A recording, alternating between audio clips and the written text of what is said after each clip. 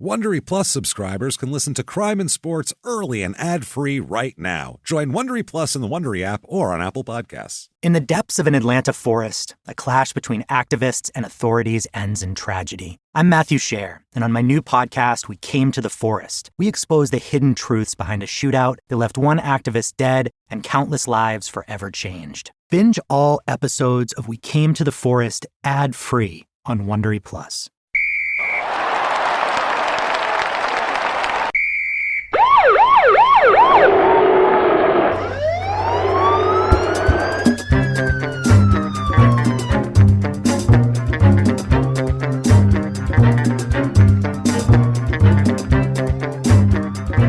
Hello, and welcome to Crime and Sports. Yay! Oh, yay indeed, Jimmie, yay indeed. My name is James Pietragallo. I'm here with my co-host. I am Jimmie Whisman. Thank you, folks, so much for joining us today. We are psyched. We have a crazy, wild episode. Good. This is a Crime and Sports classic. Yeah. All the elements. Juniors, silver-haired middle-aged white men raining from the sky. Yeah. Every lunatic behavior that we've chronicled in Crime and Sports, every stupid decision, Great. This guy embodies it. Fantastic. He is a walking Crime and Sports episode. Can't wait for that. Hope you enjoyed last week as we did. We had a crazy LB, the LB Cams would be his band if he had a band. The LB Cams. Yeah. In itself, that was a fun episode too. That was a great, but this one here, this is like crime, very little sports, whole lot of crime in this one, and just a whole lot of fuckery and insanity and craziness. Before we get to that, though, a little house cleaning. Have to thank you guys for all of your reviews this week. Appreciate you. They really do help. They help drive us up the charts. So get on there if you haven't done it yet. Give us 5 stars on iTunes, the purple icon there, whatever, Apple Podcasts or Stitcher or wherever the hell you listen to things. Give us 5 stars. Doesn't matter what you say. It's not for our ego. Just tell us you're following instructions, following directions, whatever you want to say. It doesn't matter, but thank you for those. If you want to be even more into our stuff here, you can go to shutupandgivememurder.com to get all your merchandise for Crime and Sports and Small Town Murder. And speaking of that, another thing you can get there is tickets to the new live show we're just announcing for Small Town Murder. Sorry, it's not for Crime and Sports. We wanted it to be. We wanted it to be, but we have a track record with Small Town Murder, and they know it sells out, so they're like, yeah, we're going to take that one. So, we're going come to to be Nashville. It is April the 14th. It's a Sunday night. It's at Zanies, which we did last time. It's a great club, and it's closing out the Nashville Comedy Festival. Right. We're the last slot of the festival, so get your asses there and do that and have a good time. We're going to have a blast. So get yourselves there. And the tickets, we announced them on social media only, and they were selling really fast, and it's a small club, so get them now. You better hurry. Because, they're going to be gone probably in the next week, so I would think they'll be out. So do that and everything like that. Thank you for everything. And if you want to be an even bigger hero to us, you can do that. If you want to be one of our producers, who we're going to discuss at the end of the show in great detail and just in glorifying terms, you can do that very easily by going over. You can do it right from shutupandgivememurder.com, or you can head to patreon.com/crimeandsports, or head over to PayPal and use our email address, which is crimeandsports@gmail.com. Right. And we appreciate every damn thing you guys do for us. We really can't tell you how much we appreciate it. And thank you guys for telling friends about this and getting other people into Crime and Sports, because we've been spiking up on all the charts. What's that one, though?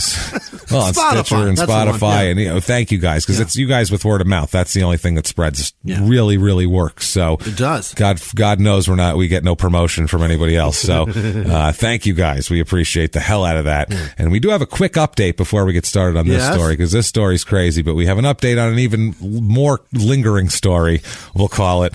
Tammy Sitch. Oh, boy. Sonny from the WWE there, who we did an episode on. I think How much does she love booze? 119 or 120 episode number, something like that. Crazy-ass episode. Yeah. She's really a mess. And another DUI for Tammy. She's racked up one more. I don't know. At least she didn't scale anybody's up to the 3rd floor and break in anybody's apartment and be That's number 6, dragged James. away by police. Yeah, she is in rarefied DUI air. She really is. It's impressive almost at this point. She should hook up with Mark Grace. Wow. The two of them would have so much fun. Man, they would. They'd have a good old time. So, Tammy, wow. Get it together, lady. Come on. Jesus, Tammy. Do that. And let's get to our star of the week here. All right. Our fella of the week here. It is, we play idiot or asshole a lot. Asshole or idiot. Which one is it? We're definitely going to go with idiot here. Yeah, this guy's a fucking idiot more than he is an asshole. Okay. I don't feel like he's got a mean bone in him for the most part, but makes about every decision you could make where it's like, I could go down this road and it's great, or I can go down total destruction. He picks the wrong one every time. Okay. A broken clock is right twice a day. This guy has never been right twice in his life. Great. So, Chris Broken Clock Washburn, we're going to talk about. Oh, Chris Washburn. No. Yes. No. Basketball. NBA. No. No. Don't remember Chris Washburn? I got Jamal in my head. That's all I can say. Mashburn. Oh, yeah. Jamal Mashburn, not Chris Washburn. Very. Jesus Christ, I'm dumb. Very different people. Yeah. Let's just say that. Extremely different people. Jamal Mashburn had a successful NBA career and everything. This guy, not so much. Okay. A very successful police career as far as being arrested by them. Oh, fantastic. Goes. He has a really, the record's pretty stout. Let's just say that. He's second to none. It's pretty impressive. So, and he starts early and everything. Let's talk about Chris Washburn. We should. Shall we hear, NBA, if you don't know, you know what team he played for? Sixers? Nope. Okay. Very good. Nailed it. Perfect. Mavericks? Nope. He played for two teams. None of those three. I'll tell you that much. I'll bet I get to the end of the fucking list before I find one. We'll probably be drafted in our story by the time you get there. So we'll just let that play out. We'll find out. We'll find out the natural way. Okay. Where he played. He's born. This whole mess starts May 13th, 1965. Mm-hmm. He's born in Hickory, North Carolina. Yeah. So a small town guy in North Carolina. That's where John Reap's from. The guy that says the thing got a Hemi. Absolutely. John Reap. I opened for John Reap, actually. Terrific. He's one of the nicest guys ever. Yeah. I mean, it's not, no offense to him. His audience loves him. Yeah. Not my comedic cup of tea, but he's a great performer. Unbelievable. And he's the nicest man you'll ever meet in your life. That closing he's bit the about nicest man. the Camaro. Yeah, that he did. It's like a 15-minute act out. It takes forever. It takes forever. Fucking great. But his crowd's going batshit. And he looks like he's having fun. Anyway, he's having a great time. What a nice goddamn man, though, he is. He's awesome. the guy that does the commercials. Yeah, the Dodge commercials. That thing got a Hemi? That thing got a Hemi. Yeah. That's my guy. What a goddamn nice guy. So, Chris is born to older parents. Chris is born to, his mother, Savannah, was in her 40s when he was born, which is not normal for the mid 60s. Like even like now you see it happens all the time. 56-year-old actresses have kids left and right. It's no problem. But in the 60s, if you were like 42 and pregnant, they'd be like, ooh, this could go bad real quick. Buying you helmets for your you're going to need your this baby shower. Yeah, here you go. Your kid's going to need this because they're going to be bumping their head against the window while they lick it. So you're going to be that's how they used to think though, because I don't know what it was. I don't know if people's bodies are different now. People age differently now. And the hormones that are in foods are different. The hormones that people take are different. Yeah, we're not doctors, so we have no idea why it's more possible. The chemical makeup of humans today is different than it was in the 60s. I think probably the prenatal care is better also. That too. And I don't mean that wouldn't have anything to do with we have no idea what we're talking about. Moving on. We have no idea. I love that we were speculating. We're like, no, let's not do that. We have no clue what we're talking. I thought about it. I'm like, these are just theories based on logic of things that I don't know about. What am I talking about? Jenny McCarthy right now. What am I talking about? Yeah. Anecdotal bullshit is not what is needed here. We don't know why it was bad to have kids in their 40s then, but it's not now. We don't know. We don't know. There it is. There we go. That is our scientific theory. But it was bad. So, anyway. Savannah's in her 40s. Her and her husband, Dwight, were married for 15 years, and this was their first kid. Yeah. So this is, for back then, that's just an odd thing. We don't know if they had trouble conceiving or what, but whatever it was, he already had a kid from a previous marriage, a teenage stepdaughter, when Chris was born. Now, they thought it was a miracle, and they were happy about it, and they weren't necessarily trying to have a kid, but they had a kid, and they weren't upset about it. she really wanted Chris to be healthy, and Chris grows up to be, I don't know if this was some sort of like a mutation or something. Instead of him coming out with, intelligence issues or something like that, he comes out gigantic instead.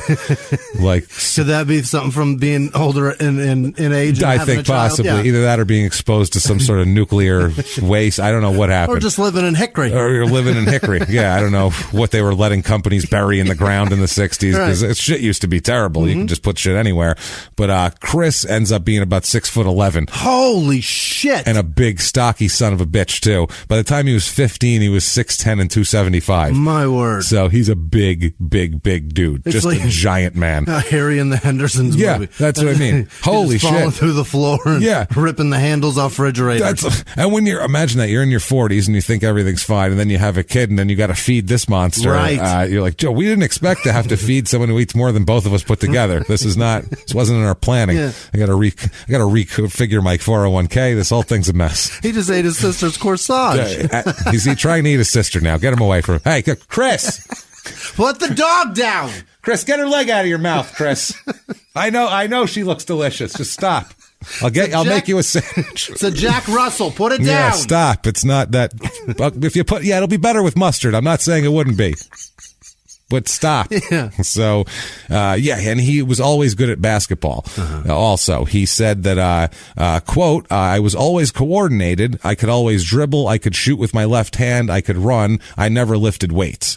So, but back then, unless most sports, even up until, like in baseball and basketball, they didn't want you to weight train up until the 90s. That wasn't. They want stamina. Well, they want stamina. They want flexibility, and they think you get muscle bound. You're not flexible. You're not quick.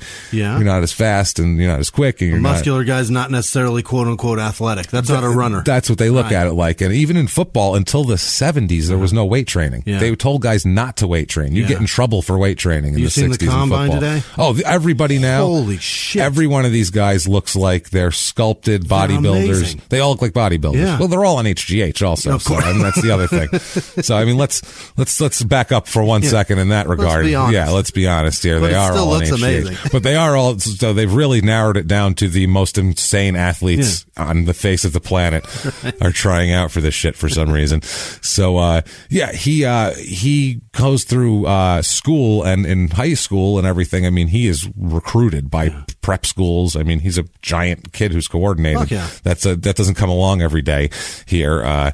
So he was a little bit problem with him is he's always treated a little bit different. I don't know if that's because he's the son of older parents. Usually if you're like an only child, pretty much, because the stepdaughter was out of the house by the time he was 5. Right. So if you're an only child with older parents, they tend to be a little. They can't keep up with you. They can't keep up with you. They tend to be a little softer on kids in a certain way, or less a little more helicopter, more spoiling them. Also, that's the other thing. So they let them get away with a little more things because they're so happy that they're here. You know what I mean? We're so happy you're born. Right. Whereas, if you had your kids by accident, like we did, you're like, hey, listen, motherfucker, this is all the food you got. Look, so stick around. I didn't do this on purpose. I'm just telling you that right now. Stay close, or I'll eat it. You're lucky I didn't just put you in a bush somewhere and leave you behind.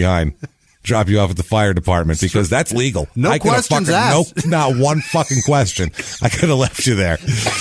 Whereas these people, she literally said he was a miracle from God, his mother said. When your first child was born, did you go, it's a miracle from God, or did you go, holy shit, you know how much fucking overtime I have to work now? Fuck me. That was the miracle, was that I paid rent and mortgages and bills. That's what happened. And then at the end of the month, when I've got a few bucks left to go buy diapers, I'm like, this is a fucking miracle. Holy shit. I have beer money. So he was kind of above the rules, and as a kid who was always enormous, to the point where they were like, everybody from the time, if you're that big and that level of size, like people notice you, coaches notice you, adults notice you and treat you differently from a young age, because you're special. So, and it's a weird thing too. Guys like this size and everything, they're always in the NBA. You never see guys like this with a killer instinct. You never see a guy who's 7'2" foot tall who plays as hard as Dennis Rodman did, or plays as hard as a guard does who scraps for, because they're taught that you're bigger and you need to be like, stand back and wait for him to come to you and you just block it. And you need to be gentle and also that's the other thing too. Everyone will be afraid of you anyway. You're huge, so you can't be aggressive. You have to be extra nice. And that's how this guy, Washburn, is very much, he's known for this big shit-eating grin that he always has on his face. He's always very smiley. Like Greg Ostertag. He's just very happy to be there. Dope. So it's one of those things. So you never see a guy like this who's like aggressive and has a killer instinct, because they're always kind of above the rules. They don't have to fight for anything. Right. They're taking places. You're huge. No, you're on that team. You don't have to fight for a place on that team. Okay. Whereas, like, Michael Jordan didn't make his high school basketball team, the famous story. Is that true? Yeah, he didn't make it. Yeah, as a freshman, he didn't make the team, but still. What the fuck ever, dude? Still, I know people in my high school that were freshmen that made the team that didn't turn out to be fucking Michael Jordan. So that's pretty amazing. Right. But I mean, a guy that will make a guy go, I have to fight harder and I'm going to shoot 300 more shots. Whereas him, there's never a question. He's on the team. He's 6'10". Right. You're on the team, dude. Don't worry about it. Right. You don't really have to stay extra for shooting. So that's kind of how his attitude is. He's kind of above the rules a lot. And that happens to be, in high school, that works out that way. And in college, it really works out that way. Yeah. That's a little different in the NBA. It's a little different when they're paying you money. And they've got a few of you. You know what I mean? They expect things of you. Yeah. The bench is deep with 3 of you. So one of you fucks up, we'll still be fine. We'll just trade you for another person. There you go. That will stick in your place. So it's different when it's a business. So, but growing up in Hickory, he says that he was always a country boy, and he was, always just very kind of a laid back country kind of guy. Okay. He's known as a friendly guy, very quick to smile. He's also known as overly trusting, he's kind of naive. I mean, he's a big kid from the middle of nowhere. He was like a nice kid who everybody's always nice to his whole life. No one's ever been a dick to him because he's special. So, he's just a naive kind of guy. In high school, he becomes a 3-time All-American in high school. So he's a 3-time. He's sophomore, junior, senior. Absolutely, dominant as fuck. Also in high school, he starts drinking and smoking weed and general fuckery that you do in high school when everybody kisses your ass and girls want to fuck you and people and when everybody else is doing it too. And you can get away with it too because it's like if you're drinking a little, it's boys will be boys. Don't piss them off. But if that dipshit in science is smoking weed and he doesn't do a fucking thing, and I play basketball for the team and they're not going to kick me off, if he can get away with it, I damn sure can get away with it. That's all it's about, man. So his coach in high school, and he starts his first couple of years, he plays at Hickory High School, and his coach there was a guy named David Kraft. He says that he was his basketball ability for his size was outstanding for a young age. Like he was coordinated very quickly, which most guys they have to kind of grow into their bodies. At 15, he was grown into his body, which is weird. Craft the craft, like arts and craft, or like craft like not rub and tug not rub and tug craft. No, not massage parlor craft. Okay. Yeah, it's by the way, fuck that guy. And I don't give a shit about the Patriots or any of that bullshit, or I'm not going to sit here and fucking talk about the plight of the sex worker, because much like why it was unsafe to have kids when you're 40s back then and not now, I don't know enough about the whole thing to get into the intricate workings of it. But I do know that motherfucker is the first guy to kick a son of a bitch off his team for the slightest infraction of any fucking kind. God forbid someone smokes fucking weed. Right. You are persona non grata. Fuck you, Josh Gordon. Go to hell, everybody. The worst thing in the world. But you can go fucking get blowjobs from fucking indentured prostitutes. Fine. From enslaved women. Whatever, dude. Nice, you fucking asshole.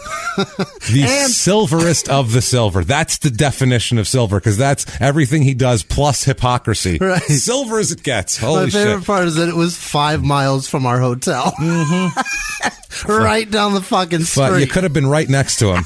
You could have been on the cot right next to him, Jimmy, because I assume it's a cot. It could have been. You could have been right there. A military cot, I guarantee it. Jesus Some Christ. fold-out thing that had there was something alive crawling on it. Absolutely. I'm certain of it. She said, it's just tickling. And he said, okay. What a scumbag. So Now, David Kraft, no relation. Got it. He says about Chris Washburn here, quote, I've never seen anyone with the talent he has. He was big, but he never went through that awkward stage. As a freshman and sophomore, he played like a senior. Okay. He said, quote, Chris started on the varsity when he was a freshman, and he scored 21 points in his first game.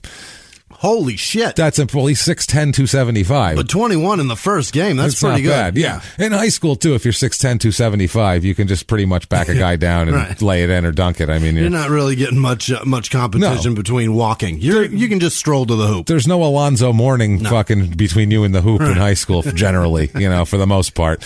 Yeah. Problem is he did not do well academically because he didn't have to. Right. They just carried him through it. His coach said, quote, let's just say he was young and immature.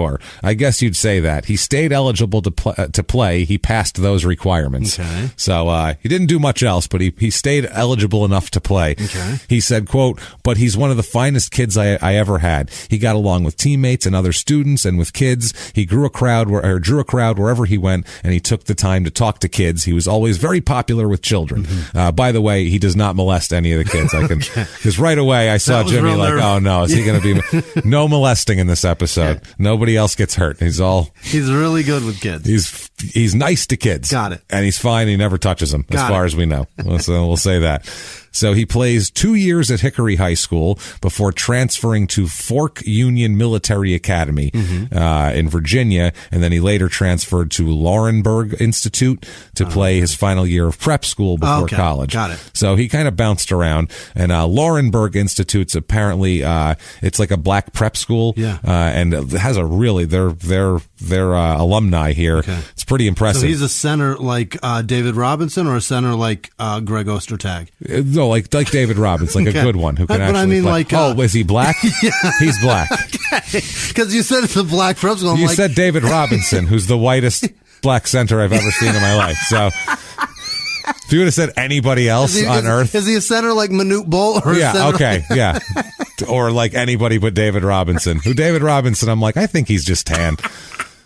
I really do. That's a Navy guy that sat on the deck. Well, it's just the way he played too, and shit. And he was a great player, but he played like a really good white center. Yeah. He looked like Kevin McHale out there or something. But he looked like an athletic. An athletic, center, but not like an Olajuwon or like a Ewing Clarence or Witherspoon, or a giant athletic. Right. He played like a smaller guy, but he didn't have that same presence. He was only as a big 6'10", guy. wasn't he? Yeah, but he just didn't have the presence of a like a Ewing in the middle or somebody like that. Anyway, but he was a great player, dude. Don't get me wrong. So and he actually definitely was black, and so is Chris Washburn. Got it. But I asked because he's going to a black school. I'm like, is this like a fish out of water story? Is this going to be great? Is he going to be in the shower? It's turned into White Men Can't Jump. He's going to be in the shower, and the point guard's dick is much bigger than his. He's like, oh man. No. It looks like the center and the point guard switch dicks. I'm not sure about his cock. Okay. But I do know that Dizzy Gillespie went to this school. Oh. Yes, this is like, and a bunch of athletes too. Jimmie Walker, not TV's Jimmie Walker. Athlete Jimmie Walker. Okay. Guys like that. A bunch of athletes went here. It's a kind of all those prep schools are for athletic. They always have a good athletic team. You got to pump the brand. Yeah. So other people will pay lots of money to go there. Right. That's how it works. Yeah. 1983-84, he is on the McDonald's All-American team. All right. So that's a big deal, as we know. And I looked up the All-American teams from that. It's impressive, isn't it? It's pretty impressive. Charles Smith was on that, not the one we covered, the one who wasn't. The Players Association a one. Criminal, yeah. Chris Washburn, obviously. Gary Grant, who played for years. Danny Manning, who played for years. So, a lot of good, decent. Andrew Lang, who was around for a long time. Yeah. So, a lot of decent, future NBA players. He is recruited like crazy. Yeah. An absolute frenzy for this guy. Big men that can move and handle the ball. That's obviously going to be. And you just mentioned two others with Manning and Lang. They did really well too. Oh, they did. Yeah, they went to Kansas, and they really, Danny Manning went to Kansas, and he was good, but he was 6'9". Was he that big? He was 6'9", but he was also a thin guy too. He was more of a small forward, whereas this guy is power forward center. Ideally, you want this guy to be a center, a big dominant guy in the middle. So he receives 278 letters. Only from North Carolina State. So he received 278 letters, postcards, and mailgrams from one school. That's stalking. Well, and that's just one. So all the schools did that. Wow. Think about what his fucking mail was like. Oh, Jesus. Back then. Like, they used to probably have to bring him sacks of mail or the big tubs or something because he was getting each one labeled with which college it's from. Literally every school is sending him shit every day. Is that from a different person each one? No, that's how they recruit. They're sending you this. They're sending you a letter saying how great you're going to be. Then they'll send you a mock-up of you in a uniform. Okay. Then they'll send you a press release of what's going on at the school. And then they'll send you something about we're building a new thing in the basketball arena. And then they'll send you a thing about, how you're going to be a star and how these are our plans. It's fucking crazy. They stalk these kids. Yeah. And an 18-year-old kid from the middle of nowhere, how do you handle that? No. It's crazy. Yeah. I couldn't handle that now, and this is the prettiest girl. Yeah, like that. It's and that's got to really jack up your ego too. That's harassment and stalking at its finest, and that's what it does. And that's every big recruited. That's every blue chip recruit of every college sport in America. That's what they did. We're shocked that rooks fuck up. You know what I mean? And that's crazy. And we're shocked that people think they're above the law too. Right. I mean, when they're especially at the school, they tell you you're going to be a god. In one coach, in one letter, Jim Valvano, who was the coach, Jim Valvano is the guy who made ESPN loves to show his speech because he had cancer, and he made that big ranting speech, and it's supposed to be the most inspirational speech on the face of the earth. Okay. People watch the Jim Valvano speech to get pumped up. Okay. It's this never give up, never blah, blah, blah. I've probably seen it. You've don't recall. Definitely seen it. The only one I see far. is Chuck Pagano. No. You've definitely seen this guy. You've definitely seen the speech. Okay. We'll put it that way. It's him going nuts. He says, quote, this is in a letter to Washburn, I've never met someone who enjoys life and lives it to the fullest as much as you do. Which, wow. I don't know if you want your future coach to say that about you. And then one of Valvano's assistants wrote Washburn's mother, because they send letters to your parents too. What do they say to her? Saying, quote, Chris is very important to us as a player and a person. So that's the type of shit they're sending. Great tits. You have a great ass, number one. It's not, I don't care that you're 62. Right. That's fine. I'll put another in you. Doesn't matter. I think you can handle it. Science has come a long way. We think it's science. I don't know. I'm not a doctor. I'm sorry. That's the closer. We are so sorry. We're sorry. So, 85 is his first year of college. He chooses to go to North Carolina State, which is a big deal in North Carolina, especially because they won the national championship the season. They're coming off national championship. It was the big, huge underdog Cinderella national championship. I can't even picture what color. Are they green? No, they're the Wolfpack. They're red. I don't know what that one is. I don't think I've seen that one. You've never seen NC State? NC State, it doesn't ring a bell. The Wolfpack? I only know North Carolina. Isn't that all? There's North Carolina, Wake Forest, Duke, and NC State are all in the same area. And Duke, Duke's right there too. They're all right there. It's all the tobacco people. Yeah, you can visit all of them in one day. Really? Yeah. Okay. It's pretty. I've been down there. It's pretty cool. Have I ever seen their I don't know that I have. I don't know. Did you watch ESPN at all when you were a kid? Because all the NC State games used to be on constantly. I remember when I was a kid. How come I can't pick one out of my head right now? So, well, he goes there anyway. Oh, you know what? I'm thinking Michigan State. Yeah, that's that's green. That's green. No, this is that's red. What I said. I thought it was green. Yeah, that's why I thought that. Well, North Carolina, Michigan, same thing. They're often confused for each other, obviously. I'm so good at this. So he chooses to go to the national champion, huge program. So at that moment, the program on everybody's lips, and it's close to his house. I mean, it's in the same state. Things are good. Great. Grace. Now. This is Grace right now. No. Yeah, this is Grace. It's all going to go downhill. Jesus. It's all going to go downhill from here very, very quickly. Like before the NCAA tournament this year, it's already going to be a mess. Oh boy. So, he right away, he knows that he gets whatever he wants at school. If he fucks up, people don't call him on it. People don't tell him no for anything. He just kind of does whatever he wants because he's like big. They recruited the shit out of him, and he's this big, impressive guy that they all want to make happy here. And so they coddle him, and just like his parents coddled him, just like high school coddled him. Chris says about this, quote, anything that I did wrong, someone would take care of it. Not having brothers and sisters, everything I did, I had to learn on a first-hand basis. When I did something dumb, instead of me taking the fall for that, they would be cleaning it up, allowing me to have more rope. Yeah. That's the formula of of thinking you're above the law. Right. But at the same time, he is an unpaid, basically, an unpaid person who's making your university a whole bunch of money. So it's a trade-off. Yeah. It's a trade-off. But they're not doing him any favors. If he wants to be in a structured environment of college and he wants to get that experience, they're not giving him that experience, which is not what they told him they were going to do, or I'm sure what they told his parents they were going to do. Mrs. Washburn's sitting back there with her nice tits going, why is my kid a fuck up? My ass is too nice for this. This is ridiculous. This is out of line. Yeah, 62 years old and it's fine. That's right. Yeah, I'm a J-Lo of the South, baby. So the basketball program here, they said he always says that was like his biggest enabler was the basketball program at NC State. He had shit grades in high school, but NC State told him don't worry about that. They told him don't worry about when taking the SAT, don't worry about your scores because we got you covered.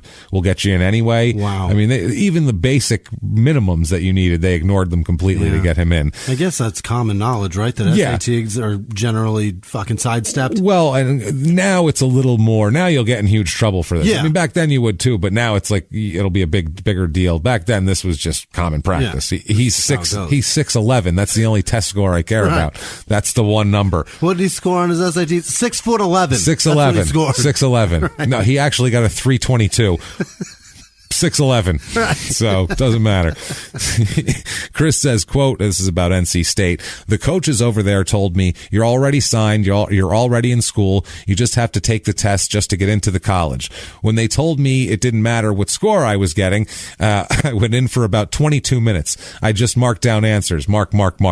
He didn't care. Wow. He said, quote, if the coach told me I needed a 700 or an 800 on the test to get into school, I could have got that. But when they said I didn't need it, I didn't need it. Right. So he just didn't give a shit. So out of a possible 1,600, he gets a 470, which, that's not great. That's what happens when you just mark. That's less than 6'11" is what that is. That's less than that. I'm impressed with that number guessing. You know what I mean? Yeah, that's not too shabby, Pretty actually. Good one. That's not too bad here. This actually reports about him later on would be one of the things that made the NCAA raise minimum standards for athletes to get into college. Because basically this was just like that met standards. Oh, really? Yeah, that's how low it was then. So they made it where like you can't just recruit people who can't spell their name and put them in school. So that was a thing there. Dexter Manley. That's what I mean. It's this is what I'm saying. And in the 80s it was running rampant because college sports were becoming a huge business. Huge market, yeah. But it was still the Wild West. And it was the NCAA trying to regulate, but it was still the Wild West, but yet there was millions of dollars at stake. Right. So the technology was ahead of it was like World War I, where like the technology was ahead of the strategy. Got it. You can't just sit in bunkers and blast each other with new weapons like that. You're gonna fuck everything up. Yeah, you're gonna lose some casualties. It's gonna be bad. Yeah, the mustard gas is everywhere. It's a mess. So September of 1984, freshman year. This is the beginning of the season. Like, I don't even think the season starts yet in September. College basketball. I don't even know. I think it starts in October. It might just get started. Yeah. I mean, he's just there. He's certainly in training. He certainly should be in the gym, worried about basketball. Yeah. Instead, he's slapping a female student in a dorm. Oh boy. He's convicted of slapping a female. Jesus Christ. This apparently wasn't a big deal then for some reason. You could just slap a lady. You could be 6'11", 300 pounds and slap a woman, and they were 84? They were like, that's fine. Yeah. It's the South. I don't know if he told everybody she burned dinner or something. I don't know what the fuck. And they were like, oh, well, you got off easy. Right. I don't know what it was. But, apparently this isn't much of a deterrent to slap anybody, I would say. He got it was a misdemeanor, and he was fined $25 plus court costs and got a 30-day suspended sentence. It's $25 to slap a bitch. So you can just slap away. And it's Wayne Brady, get to work. $25. It's like, that's not enough to be a giant man slapping a woman. We need more of a deterrent than that, I would say. $25. Plus it kind of looked bad. Yeah. This is our new star. Oh shit. He's slapping women. He's been here a week and a half and he's already hitting people. Women, no less. If you knew that slapping somebody was the $25 fine, that's amazing. On your first one, like you would save that for a good one. You don't understand. The moment that it's, I would have a special lotion that I'd be always rubbing on my hand to get my skin just right. You would see me like, why is he always like, just like working with his hand and like working on it? I don't understand it. I'm getting it ready. I'm stealing it. Making that $25 worth it. Yeah, I'm gonna get, and it's just gonna be wha-bang, and the skin's gonna be just right. It's gonna sound like a fucking gunshot. I'm gonna lick it before it happens. That's right. And that sound is gonna echo. Oh, you know it. It's gonna deafen anybody within a 5-foot radius. Jesus Christ. It is gonna deafen them. Like, what? Someone get shot? Yeah. Nope. Nope. That was my one. And you dropped 2 10s and a 5 on the floor like Sonny Corleone on top of a broken camera, and you fucking walk away. Flick, flick, flick. Yeah. I spent it. So that's not great. No. That's not a great first impression to make on the school. But shockingly, they don't give a shit. Not frowned upon. They're basketball crazy at this school. They just had a huge successful year. They're basketball crazy. So if he can help the team, whatever. I'm sure she was being mouthy. Yeah. I think that's the general consensus. That's how it goes. Which is insane. So now the next month in October, Jimmie, they are on a tour in Greece playing basketball, doing a tour in Greece, and he's arrested in Greece for shoplifting. Oh boy. What would you want there? What are you doing? You don't know what their justice system is like. That's a good point. Don't shoplift in foreign. Don't do anything. If you're in a foreign country, you mind your P's and Q's. Fuck yeah. You don't even know what the court says. If they arrest you and put you in jail, you don't even go, well, I know my rights. No, you don't. You don't know shit. You might not have any. You know nothing. I get a phone call. No, you don't. You don't get shit. In North Korea, they'll have you fucking murdered for that. Drawn and quartered. They shoot people with artillery. Yeah. They literally shoot people with missiles over there for shit like that. Family members of the guy, of the weird haircut guy. Unreal, they will explode him for nothing. Yeah. So, Jesus Christ. In the 1980s, a rosé swept the country. Hey, Mike, I really like this White Zinfandel. Well, good. Now put it down. We're going to try another one. White Zin became America's top-selling wine. But most don't know that this sweet drink has a sour history. What began in 1986 with counterfeit bottles. A big fraud, a multi-million-dollar fraud. Sent investigators chasing one of the most powerful families in the business, the Licciardis. But the closer the feds got to them, the more dangerous things became. It's a story of deceit. At the time, I was paranoid. Threats. You touch my kids, I will kill you. And murder. With a .22 caliber bullet to the head. What started with a scheme to mislabel wine spilled into a blood-soaked battle for succession. Welcome to Bloodvines. You can binge listen to Bloodvines exclusively and ad-free on Wondery Plus. Join Wondery Plus in the Wondery app, Apple Podcasts, or Spotify. He was hip-hop's biggest mogul, the man who redefined fame, fortune, and the music industry. The first male rapper to be honored on the Hollywood Walk of Fame, Sean Diddy Combs. Diddy built an empire and lived a life most people only dream about. Everybody know ain't no party like a Diddy party, so. Yeah, that's what's up. But just as quickly as his empire rose, it came crashing down. Today I'm announcing the unsealing of a 3-count indictment, charging Sean Combs with racketeering conspiracy, sex trafficking, interstate transportation for prostitution. I was up. I hit rock bottom, but I made no excuses. I'm disgusted. I'm so sorry. Until you're wearing an orange jumpsuit, it's not real. Now it's real. From his meteoric rise to his shocking fall from grace, from law and crime, this is the rise and fall of Diddy. Listen to the rise and fall of Diddy exclusively with Wondery Plus.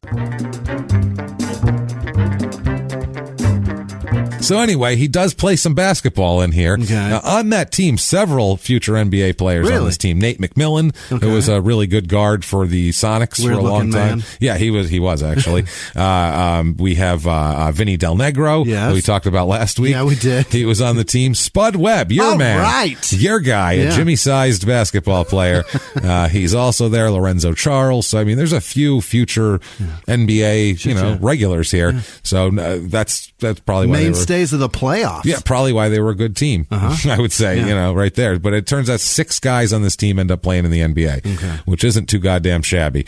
Now, December 19th, 1984. So September, October, and now December. Because he had Thanksgiving off. It's Christmas break, December 19th, 1984. Oh, Jesus. It's literally everybody's on Christmas break for that week. He hasn't been at school for like 4 months. He's played like 8 games so far. What are you fucking doing? What are you doing?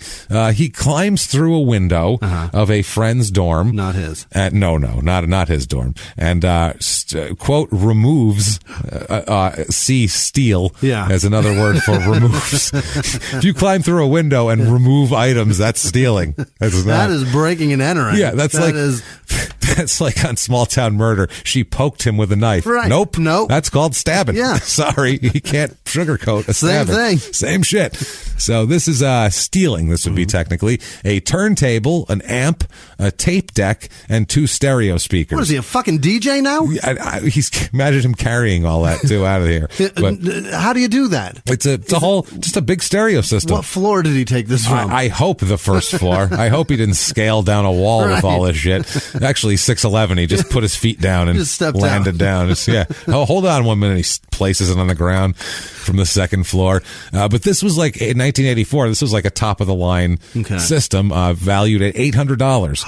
An $800 system in 84. So this was top notch. This was from the room of William West, who's a sophomore on the football team. Okay. So he's another athlete, and he went to school with Chris at one of the prep schools. Got it. So Chris knew him, and William West said that Washburn visited him in his room the day before. He ended up stealing all his shit. And he said Chris came over and he said, quote, he was asking the cost of the stereo and he was reminding me to take it home when he went for Christmas break. And somebody might steal that. Somebody could steal that, man. How much is that worth? I'd take that the fuck out of here if I were you, man. That shit could get stolen. And then, oh wow, it's stolen. That's weird. They went to Fork Union Military Academy together in 1982. That's how they know each other. He is charged, Chris is, with breaking in and stealing the 5 pieces of stereo equipment. He says it was just a prank. That's his defense. It's a bad defense. They're saying, oh, no, this is burglary, and you're up for prison time, Chief. Right. This is not a prank. B&E's a hell of a prank, bud. That's the thing. In a taped interview, when they arrest him, the Raleigh Police Department, at first he denies any knowledge of the theft at all. Yeah. He knows nothing about it. And then over the course of the interview, he admits more and more and more. Every time they would accuse him of lying, he'd go, all right, well, I did this, but not that. And then they go, no, you did that. He goes, okay, I did that, but not this. And he just do this whole thing. And he is dumb as shit. Yeah, he's not a good criminal, really. He's not a criminal mastermind. He's just used to, you do shit, and then your coach takes care of it. Right. And then that's that. He's used to do shit, say don't do that shit, say okay, and then go do other shit. And when they say, why'd you do that? He shrugs and they go, well, you won't do it again, right? And then he goes, shakes his head, and they go, all right then, keep playing basketball while making me money. In his defense, he didn't shoplift. No. In his defense, he didn't smack anybody. That's true. He is doing something else. So he's not doing that shit again. No. Apparently the cop in the interview told him, quote, Chris, I'm telling you like it is. This is the real world now. Coach Valvano cannot protect you. Yeah. That probably scared the shit out of him, I would think, at that point. That's when he started breaking, because this whole thing only took 27 minutes. 27 minutes to go from, did you do it? No. No. Did you do it? Fucking, and this. And this and that. And did I tell you what I did when I was 9? I stole my sister's fucking, exactly. He's a brilliant guy. 27 minutes. He says that eventually he admits that he did remove the stereo equipment without permission, but, quote, I was going to give it back. Okay. That's his excuse. I was going to give it back. He said he was just playing a joke on a friend. And then they said, well, what did you do with it? And he said that he brought the equipment to, quote, a guy in Durham, which is Raleigh, Durham. It's the other city there. And, quote, I can get it back. So I sold it. I went and sold it, or I owed someone money and I gave him a stereo, but I can get it back if you need it. Which you were going to give it back? Yeah. If you was a prank, why wouldn't you be like, it's in the back seat of my car. I was going to give it back when he got home. Like, told you shouldn't have left your stereo out, dude. Ha ha, here's your stereo. No, you fucking fenced it already. That's a different crime. You sold stolen merchandise. Awesome. Wow. What a story. Yeah, that's not working out so well here. So, Jesus Christ. When they go to court, the defense just tries to say it's just a joke among old college friends. They grew up, went to high school together. They're college kids. He was playing a prank on him. Let's just dismiss it. And the judge says, no. I'm not, no, as a matter of fact. Fuck out of here. They said, not at all. The judge also refused to reduce the charges from second-degree burglary to a misdemeanor. Right now, it's a felony charge. Yeah. Second-degree burglary. And they're asking, let's just make it a misdemeanor. And he's like, nope. We're going to keep it here. And I like the charges the way they are, actually. He snuck in through a fucking window. I don't like that. He didn't walk in an open door. I feel like this judge has had somebody steal shit from him before. Yeah, he's like, my car got broken into, stole all of my 8-tracks. Yeah. Now, I'm telling you right now. I'm going to take it out on this fuck. I'm not, I had it all. You don't understand. I had Boz Scaggs in there. You don't understand. I had the entire Urban Cowboy soundtrack. You know how hard it is to find Luther Vandross on 8-track? Yeah, it's 84, so I went with the, Urban Cowboy soundtrack, because that was big then. So, there you go. I'm buying it. Just trying to think. It's either that or Footloose. I'm going to go with, I had the fucking Footloose soundtrack in there. I think that was a couple of years later, wasn't it? No, it was 84. Was that 84? 83, 84. My Christ, that shit is over 30 years old. Fuck yeah, it is. It's 35 years old, as a matter of fact. My God. It's that old. Think about how old Kevin Bacon is. That's where I was just thinking. At least he didn't have a stroke and die like Luke Perry, so that's good. At least he didn't have all of his money stolen from... Well, that happened. Oh, that definitely happened. That happened. But at least he has his health. Right. Luke Perry would love to have all his money stolen right now. We'll put it that way. He really would. He's dead. Kevin Bacon might have some Hollow Man money left. He's got something, I think. He'll pull something out of his ass. 600 or 800 grand left. He's got. I'm positive that everything else is gone. It has to be. He got cleaned out pretty good. Bernie Madoff ruined him. Well, that's a killer. That's fucking insane. And that guy gets to hang out in Florida. Jesus Christ. Well, that's not getting to do anything. It's not really prison. No.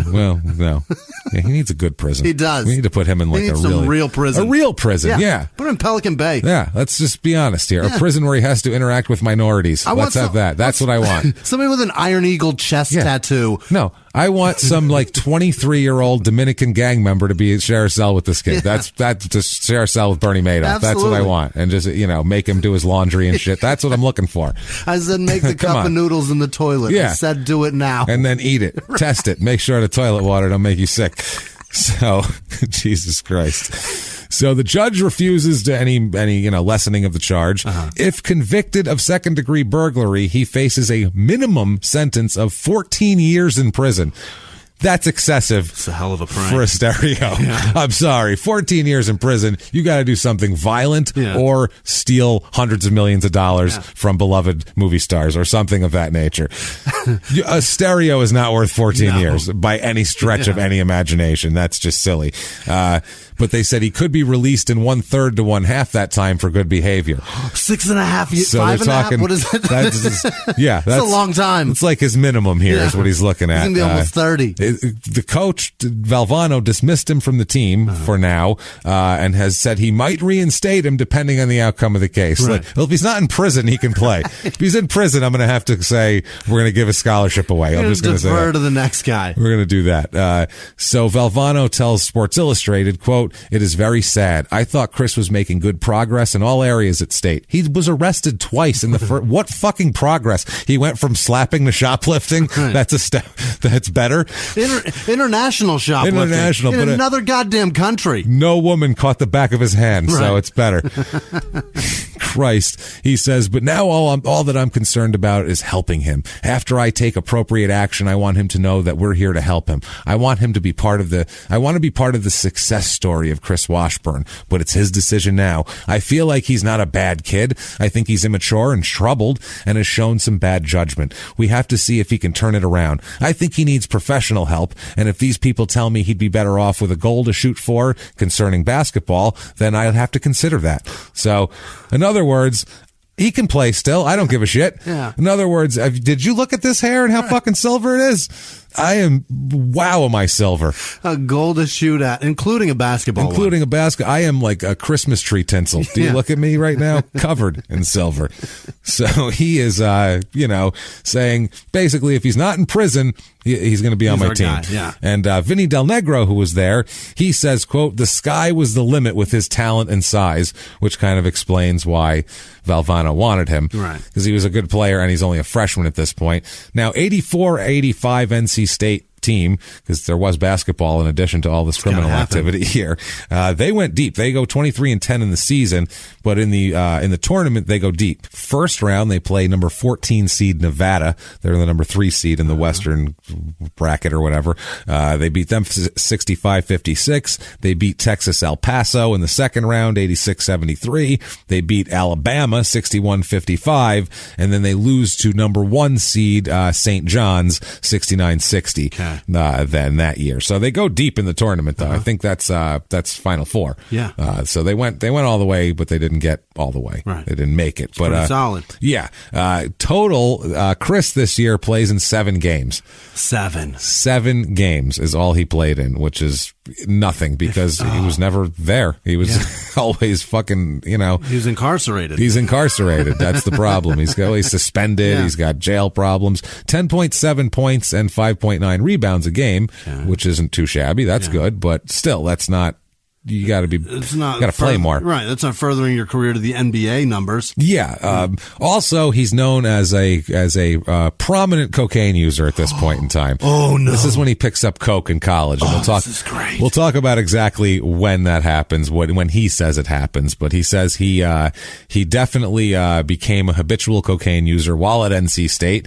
He says that he would even do it before big games. No. He'd do coke, and one of his teammates who didn't want to be named said, quote, the first half he'd play great, and then the coke would wear off, and the second half he wouldn't do a thing.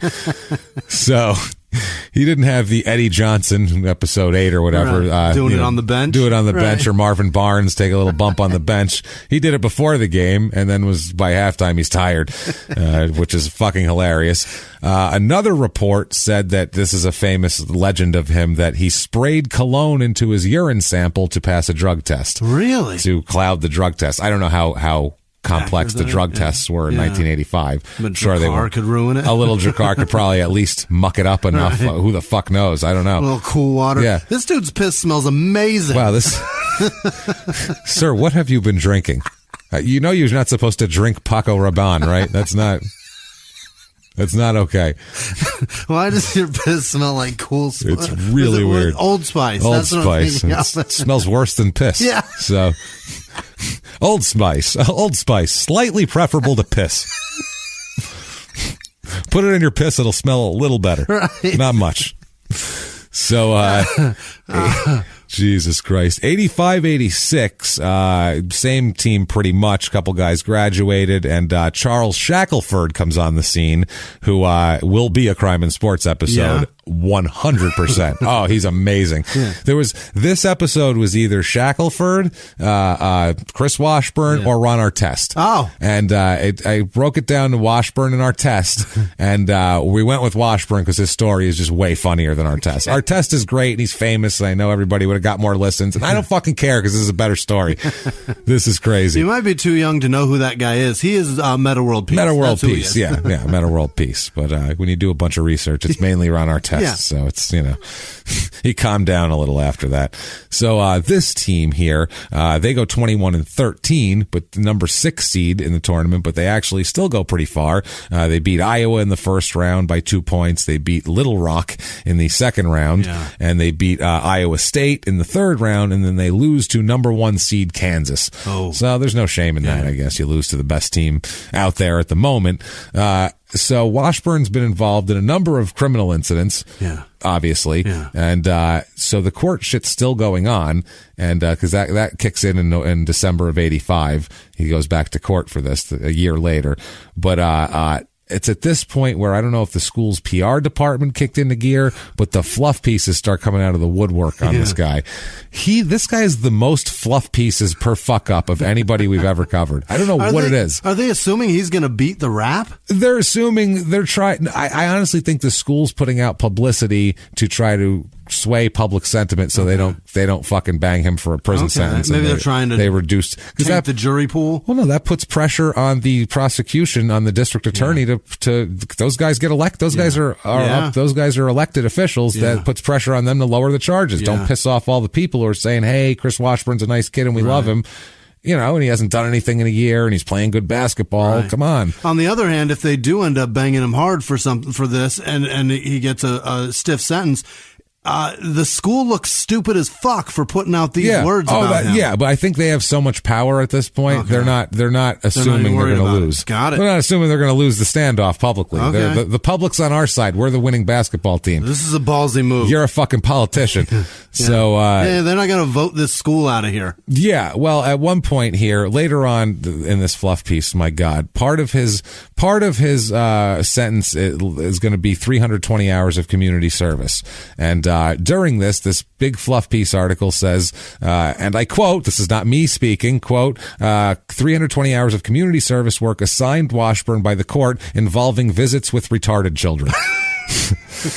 So... Thank you, Sports Illustrated. Thank you, Sports Illustrated, for that. That's actually a newspaper article that said that. So that is fantastic. So after, they are lucky they didn't say he's going to be working with Mongoloids next week. These fucking waterheads. Bunch of these waterhead kids running around him, and he doesn't even look funny at him. It's pretty interesting. He treats them like they're real people. You know what I mean? Treats them like human beings. It's crazy. Fucking awful. So treats them like they're one of his own. Like they're like real people or something. So after he ends up fulfilling his community service requirements, this article says that he returned on his own time to spend more time with the kids because he's such a good guy. Yeah. They said that, they're just talking about he's so good, and they're saying, quote, his coaches are talking about him, quote, Washburn is playing like a man who knows what probation means. He realizes he's been given his last chance. His play, his work ethic, his attitude is extraordinary. So they're saying that, school's got him on probation, and that has kicked him right into line. He's not doing either that, or we're covering up shit really, really well now. Right. Real good. One of his coaches said, quote, Washburn is working super hard. He's trying to prove something to get that monkey off his back. At some times, he might even try too hard. Yeah. So they're saying he works too hard. It's just too much of an effort. That's what it is here. He just said that he didn't want to talk to the media and all of that. He just wanted to, I just want to focus on good deeds in basketball and, basketball Superman. B-ball and retards. That's my day. That's how I do it. That's all I got. He ends up pleading guilty to 3 lesser larceny misdemeanor charges. That's the deal he makes here. A member of the NC State athletic department said, quote, they crucified him in the press here. We have no pro sports here, so the focus is on college. Washburn was on the front page for weeks. The handcuffs, the SAT scores, a lot of it wasn't necessary. To me, it's not a basketball issue.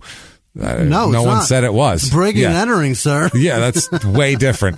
And to compare him to Jesus is crucified him. Calm down, man. We have no pro sports, so they're focusing it all on him, and the essay. A lot of that wasn't necessary. No, that's just people are interested. What did he say about Ray Caruth? Yeah, a lot of that. You know what I mean? The blood spatter samples and the forensic evidence and the witnesses against him and these co-defendants.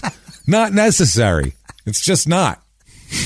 Not necessary to talk to the guy who says he, quote, pulled the trigger. We've only got a few wide receivers here. Jesus Christ. If you want to listen to Ray Caruth, that's episode 1 of us on ours. And then, I don't know, a bunch of people have been copying us lately. So you can look around for our shit on other people's shows because whatever. Nobody covered him until, we had a huge countdown to him getting out. That was pretty everywhere. Yeah. Nobody said a goddamn word about him until then. Exactly. Whatever.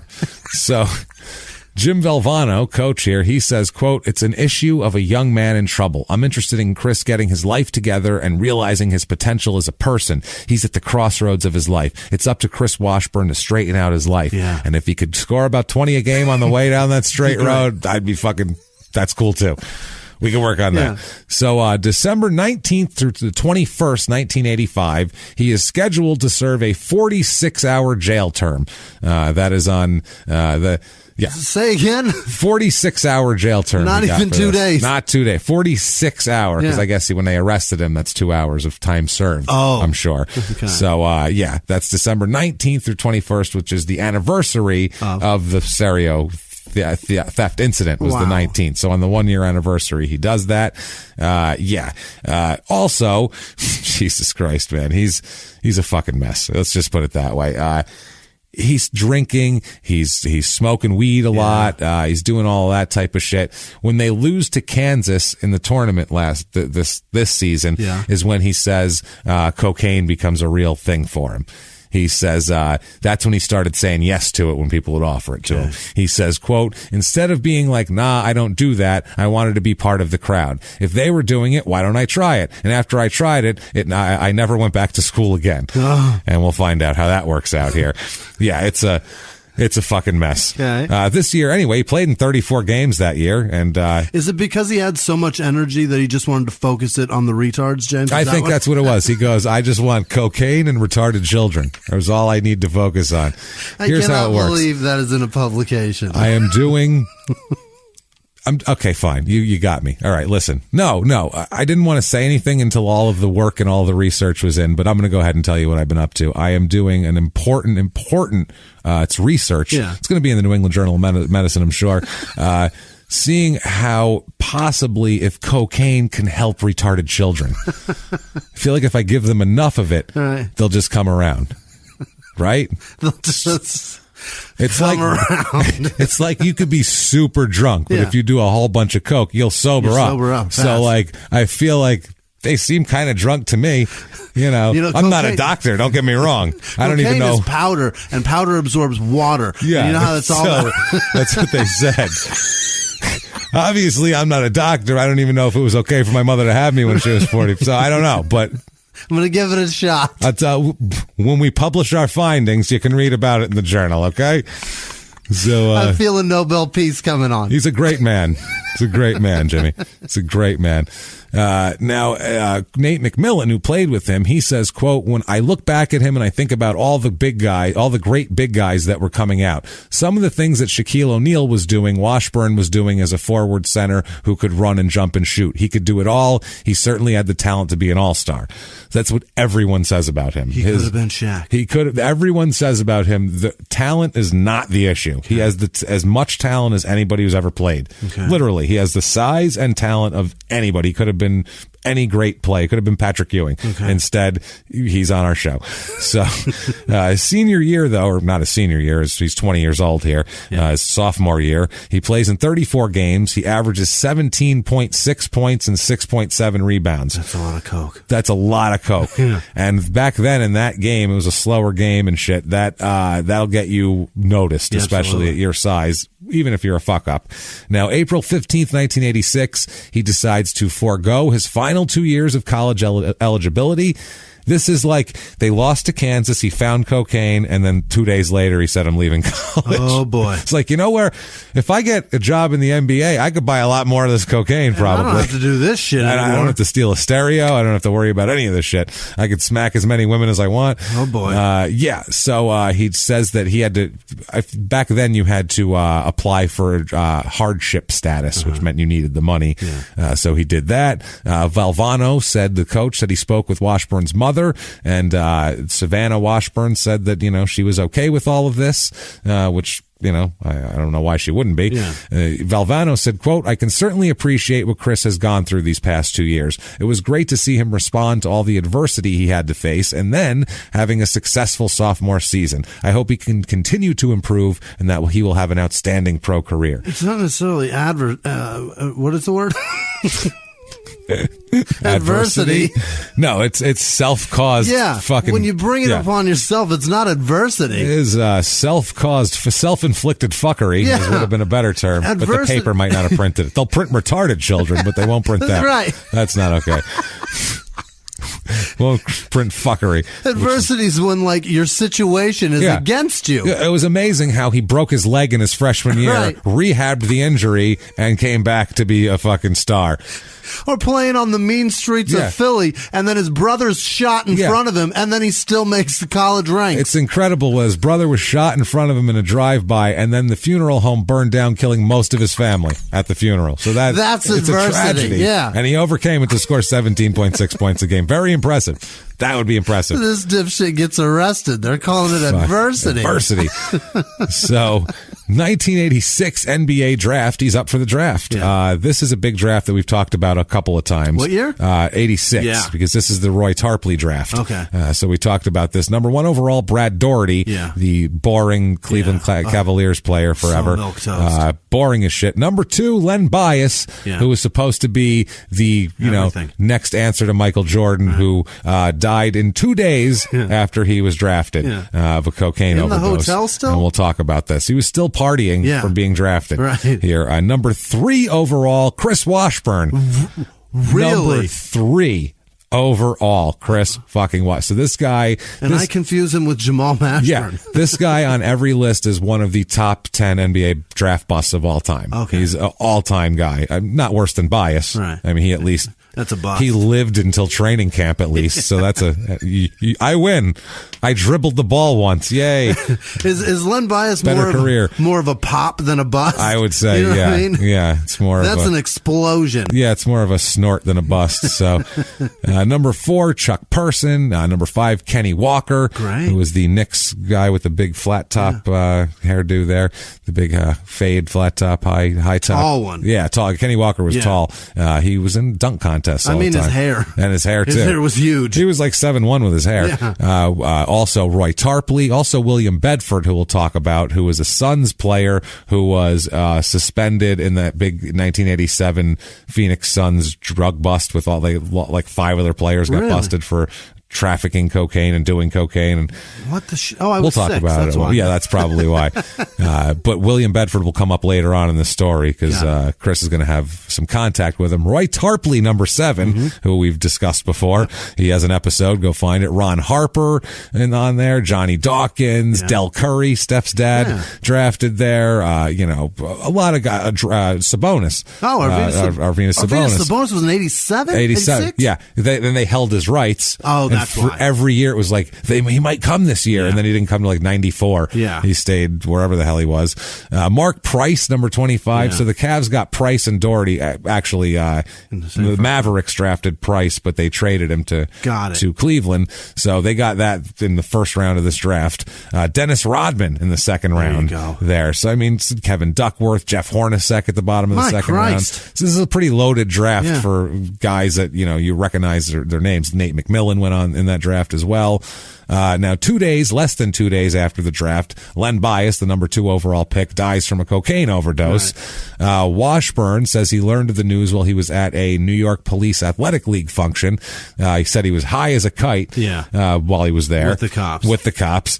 And he said, quote, "I was down there doing something on Athletes Against Crime. I had a whole box of tissues just wiping my nose because at that point in time, I was just snorting. At that point, I was just snorting. Later on, they'll be way worse. Not just snorting. Got it. Yeah. He says, quote, "Some dude asked me, what do you think about Len? I was like, what are you talking about? Then he showed me a newspaper with an article. That shook me up for a minute. I couldn't grasp it. I didn't go to the funeral. It didn't make no sense to me." He said he stopped using cocaine when Len Bias died for like 3 days. Literally, it was like, he stopped and then was like, well, maybe a little bit. I'm sure he must have had a problem or he was doing too much. That's all it is. So he's drafted. Chris is drafted by the Golden State Warriors, by the way, at this point. He said when they drafted him, he didn't know the location of, quote, Golden State. He had no idea where San Francisco was. Where's that? Yeah, I don't know. There's no city called Golden State, so I don't know what that is. He said he learned it was Oakland, California, and he said he also heard it was nicknamed, quote, City of Dope, and he said that he was cool with that. He was pretty excited about that. I don't think I knew that. At the time, I don't know. I don't know what the 80s Oakland ghetto slang was, so I'm not sure. Now, they asked him his chances in the NBA and his skills. Now, this quote has been attributed to both him and Charles Shackelford. One of the two of these guys said it, and I'm not sure which one. So I'm going to give it to both of them when we do each episode because it's so stupid. It's so nice. We're going to say it twice. They were asking him about his ability to handle the ball and get to the basket. And he said, quote, "Yeah, I can go to my right and my left. That's because I'm amphibious." Holy shit. So I could swim. I am amphibious. So that is awesome. That's amazing. They say it again? There's a pardon? He goes, yeah, amphibious, right and left hand, you know. Amphibious? Stupid. He made like a thing like this fucking guy turns to someone next to him. Fucking idiot next to me. Doesn't even know what amphibious means. Unbelievable. And you went to college? You're a writer? Means right and left hand, stupid. I'm amphibious. I'm amphibious. Oh, man. Holy shit, that's great. I'm amphibious. And they say basketball players and athletes are stupid. Yeah, come on. I mean, Jesus, that's impressive. That is a special kind of dumb. That's special. To say that, especially because he can do this. He's heard the term. He's been doing this for years. Oh, my God, yeah. So it's not amphibious, and he fucking knows it. Your G.I. Joe with the Kung Fu grip was amphibious. He just remembered the box. I don't know. God damn it, that's so dumb. What the fuck, How did he do it? What, tie his shoes, find his way to the basketball court? Being loud around retards? Not burn his house down making fucking Pop-Tarts? I guarantee you one of the kids at the school he was helping with taught him that word. Probably, yeah.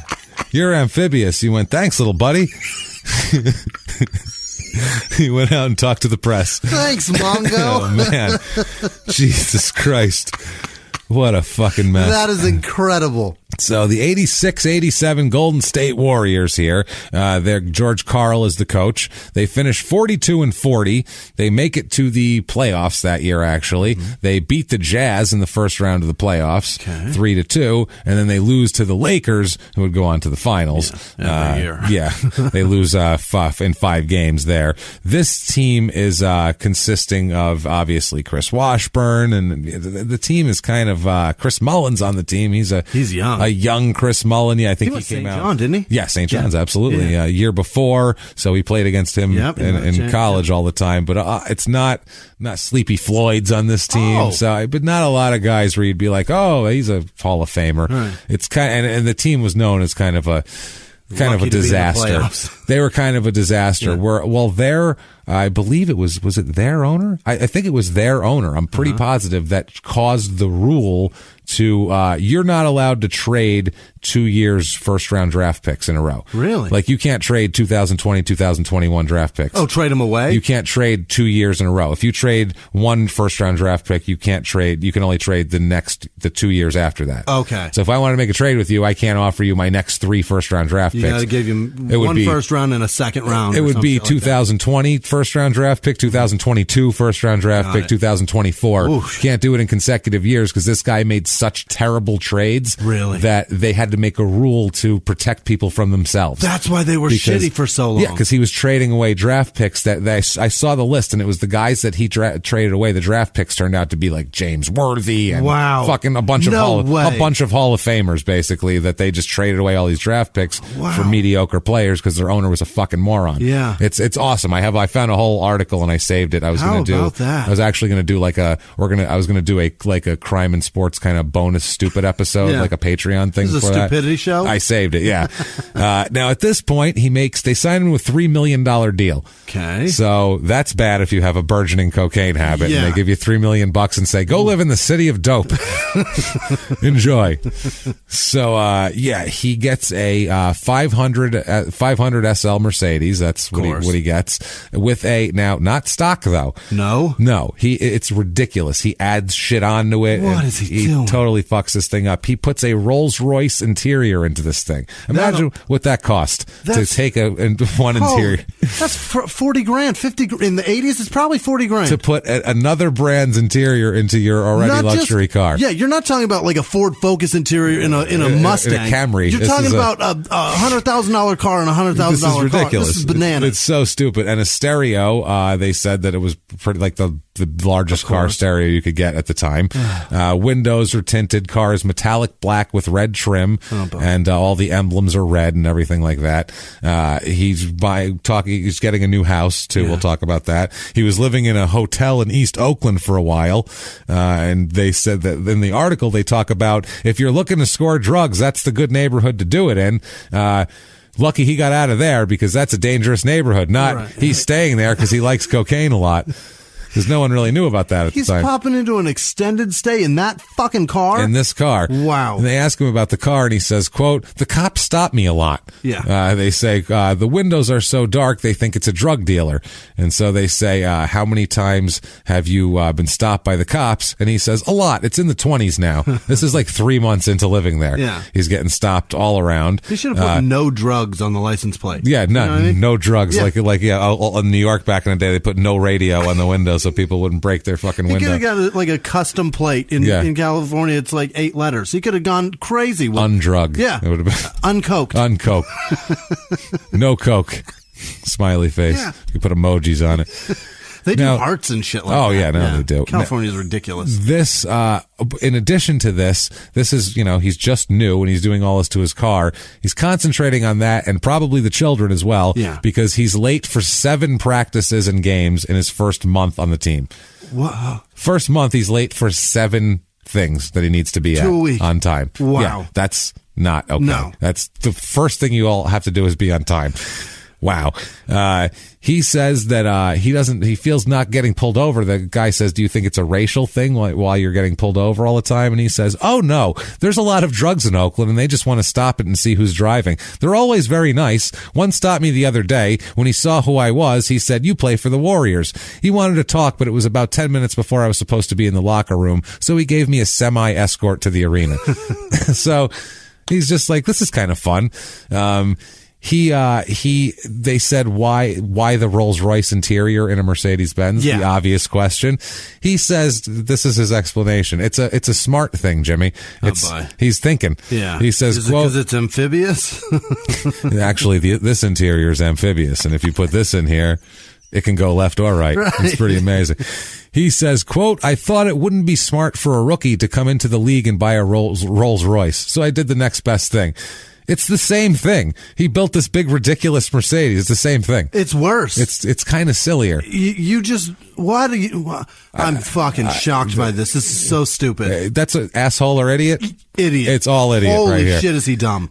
He missed a team bus in Boston on November 21st and then missed another team bus in New York the very next day. Yeah. So the Warriors assigned veteran Greg Ballard, who was a forward, to be Washburn's babysitter. They assigned a veteran player to just hang out with him. Okay. And Ballard said he accepted for 2 weeks before bowing out. 2 weeks is all he could take. That's all he could take. And when he bowed out, the press said what happened. And he said, quote, he's not my responsibility. He's 21. He's grown, but he's got to get his mind on playing and rebounding. In other words, I can't hang out with this fucking guy anymore. I don't do that much coke. Yeah. It's not my turn to watch him. I do less coke than that. Just saying. So as if his stellar play and missing practice and acting like an idiot isn't enough, he also has tendonitis in his knee, which leads him to take anti-inflammatory medicine that he overtakes because he thought if he took more, it would heal faster, which isn't how it works.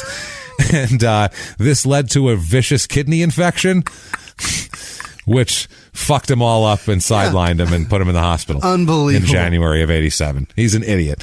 His coach, George Karl, said about him, quote, it was a year of highs and lows. I would say high on cocaine and low on everything else, except disabled children.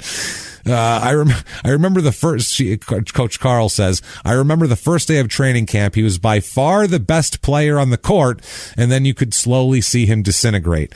How to fix a drug problem has never been easy for a head coach. It's a frustrating give and take. We obviously didn't get it done here. Chris is one of the guys I think that is throwing a lot of good basketball away because of drugs, because it's at this point when he starts failing drug tests now. Oh, no. And he starts going into rehab. They got a little better drug tests there. A little better. And cool water's not working anymore. You know how that goes. He ends up going into rehab in January of '87 after he gets out of the hospital. Okay. Now they talk about how they talk about his rookie year. He had to carry the teammates' bags, which is, rookie hazing, whatever. I guess he won a post-practice shooting contest for cash, and they talk about how a lot of people didn't want to play him because he was a good shooter, I guess, when no one was in his face. He said, quote, I was 20 years old in the Bay Area, being a grown man but still a kid. I showed back at them in so many ways by getting high. Yeah. I don't know what that means, but he got high is the bottom line. He says that he feels like he fucked up because he thought Dr. J, Julius Erving, would have been a great mentor for him, because early in his rookie season, Dr. J approached Chris Washburn before a game and asked if they could meet afterwards at the hotel. Yeah. He wanted to talk to him about fucking things up. This is like Dr. J's got coke. Yeah, and he's got lots. It's going to be good. So I guess at the time, Washburn was living at the hotel the Sixers were staying in, and Erving showed up, and Washburn was fucked up on coke in the room, and I guess he knocked, and Washburn never opened the door. What? He left Dr. J standing out there like an asshole. What? He said, quote, do you know I stood there and looked at Dr. J through a peephole until he left my door? I never opened it up. Would that have been my savior right there? I will never know. He extended a hand. I just didn't accept it. So he would have still done what he would have done. He wasn't ready to fucking... That's insanity, though. But to be a rookie and not let Dr. J in your room is... You just stared at him while he's looking at his watch in your fucking hallway. Yeah, this is a guy you've had posters on your wall probably since you were 10. Unbelievable. And you're not going to do that. So what a dipshit. Yeah. Also, he ended up, other people wanted to help him. He ends up buying a nice home in Oakland Hills where Reggie Jackson and Ricky Henderson lived. So he lives among kind of the Oakland athletic elite here. Yeah. Washburn said Ricky Henderson came over to introduce himself one time. Yeah. Ricky Henderson, who was a big star, in 1987, he was a star for almost 10 years. Yeah. He had stolen... base leader. Yeah, he was stealing 100 bases a year. He came over to introduce himself, and Washburn said, quote, I shook his hand and slammed the door and went back inside and went back to getting high. So he thought he was one of those little retarded kids. Yeah, he's like, he's coming. Yeah. Well, with Ricky, it's hard to tell. Yeah, that's what I mean. All those kids keep using their name in the third person. I don't understand it. Ricky comes over. Oh, never mind. Ricky Henderson just wanted to introduce you. Just want to introduce himself.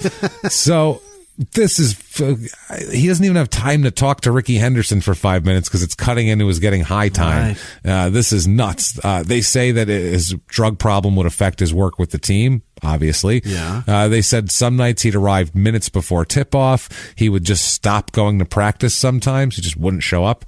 They said Washburn said the way he looked at it, he stood to lose less money in fines if he skipped practice altogether than if he showed up and the team realized he was high. Okay. So if he skipped practice, it's a $10,000 fine. And he said it would have been like $20,000 of a fine if they knew he was high and they suspended him. So he's like, it was cheaper to just, I was fucked up. Not getting fucked up isn't an option. Yeah. So I'm going to be high on coke. So this is cheaper. This story is fucking mind-blowing, James. Insane. A Warriors guard, Purvis Short, said, quote, it was a progression. After a couple weeks or a couple months of that, you started to suspect that some things were going on. There was a lot of information out there in terms of how to help somebody. There wasn't a lot of information, or you said there wasn't a lot of information out there in terms of how to help somebody. There wasn't a lot of information we had as his teammates on some of the things we could have perhaps done. We were out there more or less in uncharted waters. Yeah. which they don't know. They're fucking some NBA player, and in the 80s, this was all new. Rehab and all that shit. Nobody knew what the fuck they were doing, and especially with athletes, you're just supposed to be indestructible, period. This is just a fucking disaster. I'm blown away. I can't believe this. Washburn laid out so much in fines that the team, with the coach's approval, decided to buy a dressing room stereo with some of the proceeds, because he's just fined so much.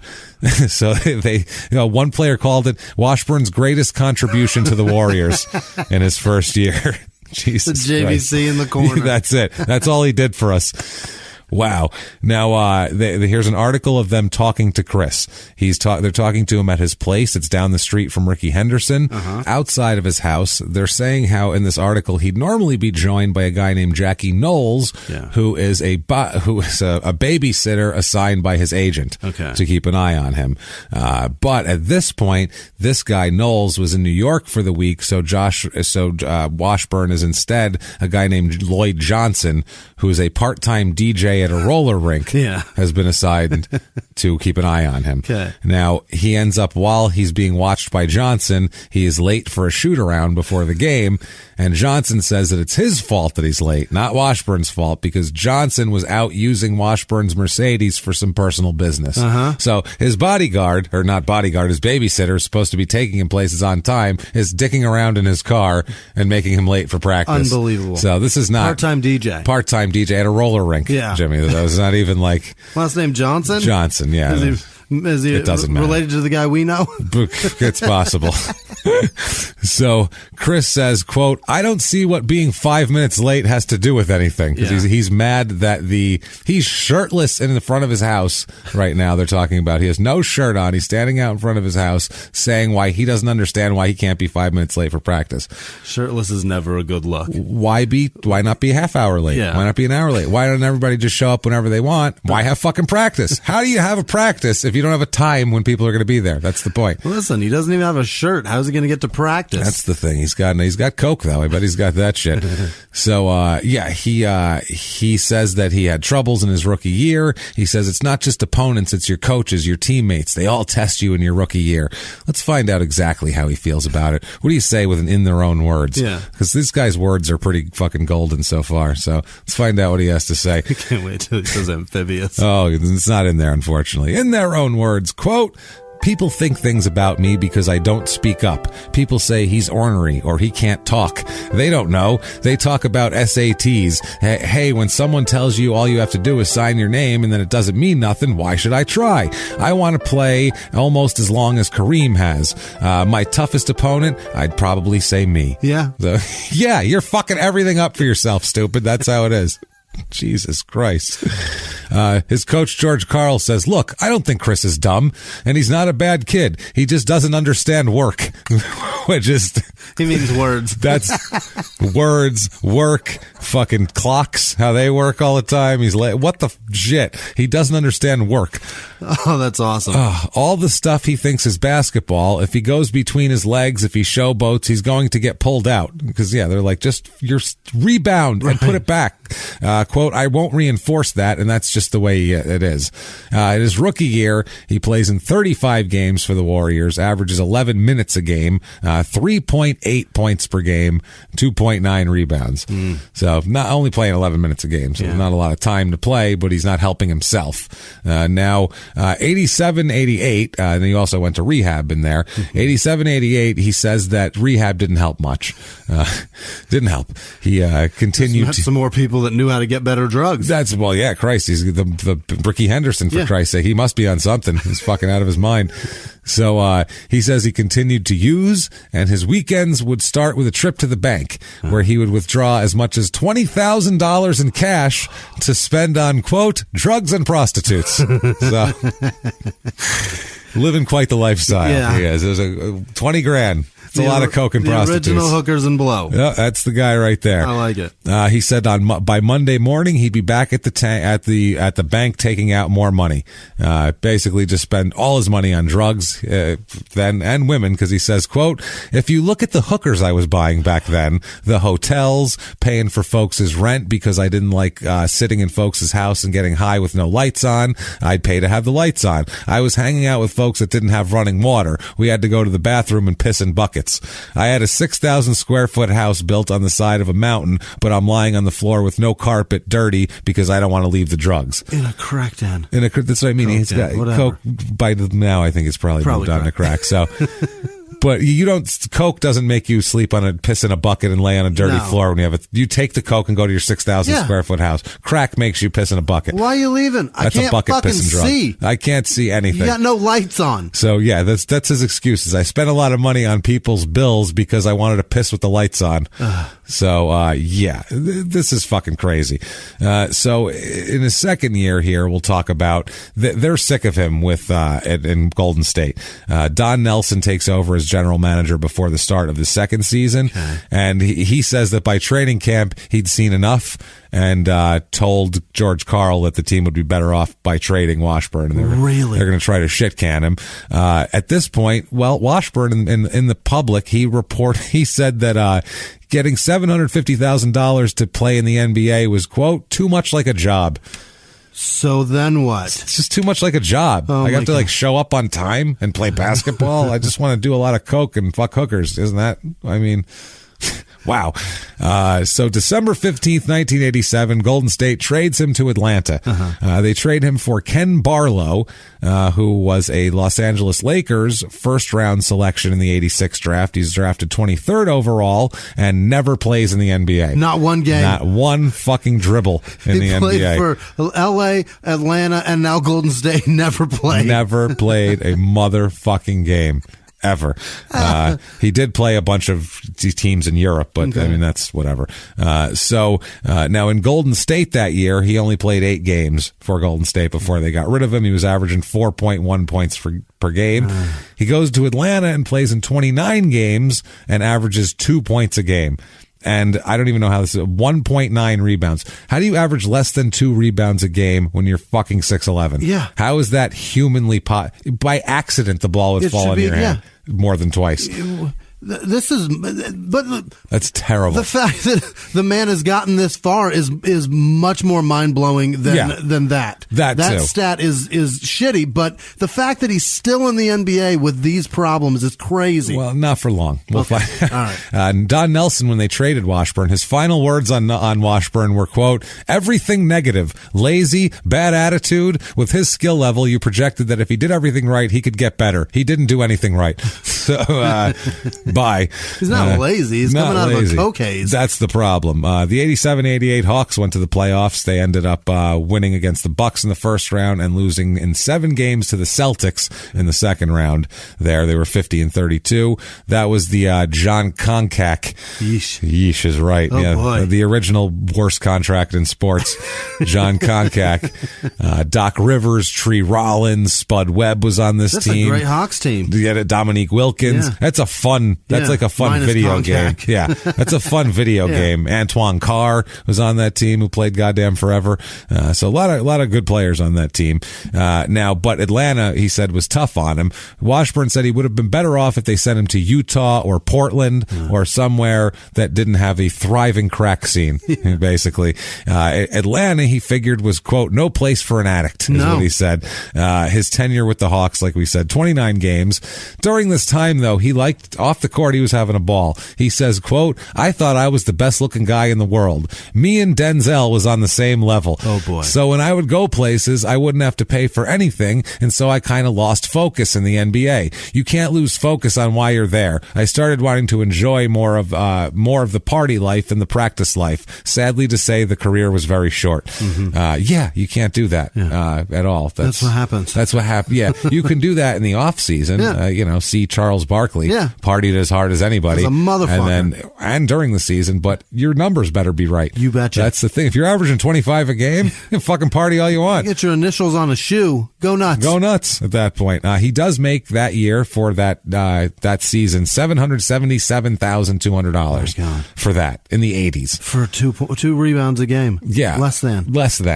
Now, in April of 88, the Hawks were told about an invitation from the Soviet government for their team to tour tour the Soviet Union and play some games over the summer.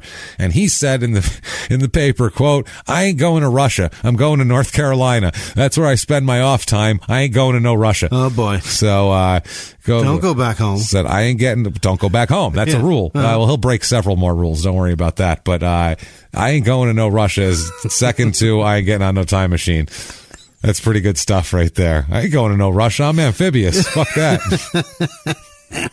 All that water frozen. Yeah, shit, no way. So, June of 89, he is suspended finally for drugs for the third time, and this is banned for life at this point. That's strike 3. So, strike 3, June of 89, it's over. He failed his third drug test there. His total career was 72 games for the number 3 overall pick. Not even a full season. Not even a full season. His contract was terminated, and he lost about $1.6 million in that deal. That would have been a lot of coke. That's a lot of coke and a lot of stupid cars and plenty of hookers. Yeah. Banned for life. He made $480,000 that year, and prorated.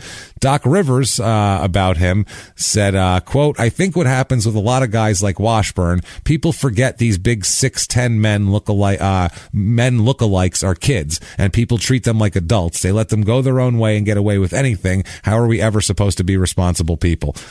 Which is also true. Yeah, your benefit from them is if I let them do anything they want, they'll be happy and do what I want, and then I get benefit from that. Right. So it's all this circle jerk. It's the words of a coach. Of a silver-haired middle-aged white man. Yeah. That's Doc Rivers. He will be that. He is now. Yeah. He's been that for years. 1989, a book comes out called Personal Fouls. And a lot of the shit in this has been disputed later, and people sued over it and everything else. Really? But it's an expose on college sports and a lot on Jim Valvano and a lot on the NC State program. They basically call Jim Valvano just a fucking huckster criminal. They say that the North Carolina State players have received large sums of money, cars, clothing, and jewelry. Some of the players, confident that Valvano would get their failing grades altered, neglected their classroom work altogether, and drug tests taken by players were routinely falsified. Obviously, Valvano denies all of this. Of course. He's dead now, but he denied all of it till he died of cancer. He said, they said that Valvano was so obsessed with winning and courting the news media that he lost the respect of his players and mistakenly thought, who he thought he was helping. They said that, Mr. Valvano was perceived by his players as a bully and a buffoon, a liar and a manipulator, and a coach who was unable to teach set plays or even get his players to hustle in practice. Now, I don't know how true that could be if the guy went that deep in the tournament 3 fucking years in a row. You got to be a pretty good coach to do that. You can't just be bluster. Also, the other point is if they're making money, then why is he stealing shit out of another dude's dorm room? What a dickhead. Yeah, because he's a fucking idiot. It makes this way worse. Yeah. I feel like Washburn might not have even known that he could get money. He seems like that type where he'd be like, I want to play for NC State. Yeah. And they didn't even know because he was just kind of, but then again, if you go to prep school, you talk to other guys, you have to know. I'm not sure. October 89 in Atlanta, DeKalb County Police and Drug Enforcement agent here, strike force, find Chris in a group of drug dealers arrested in a sting operation for selling crack and cocaine. He's hanging out in a crack house, is what this is.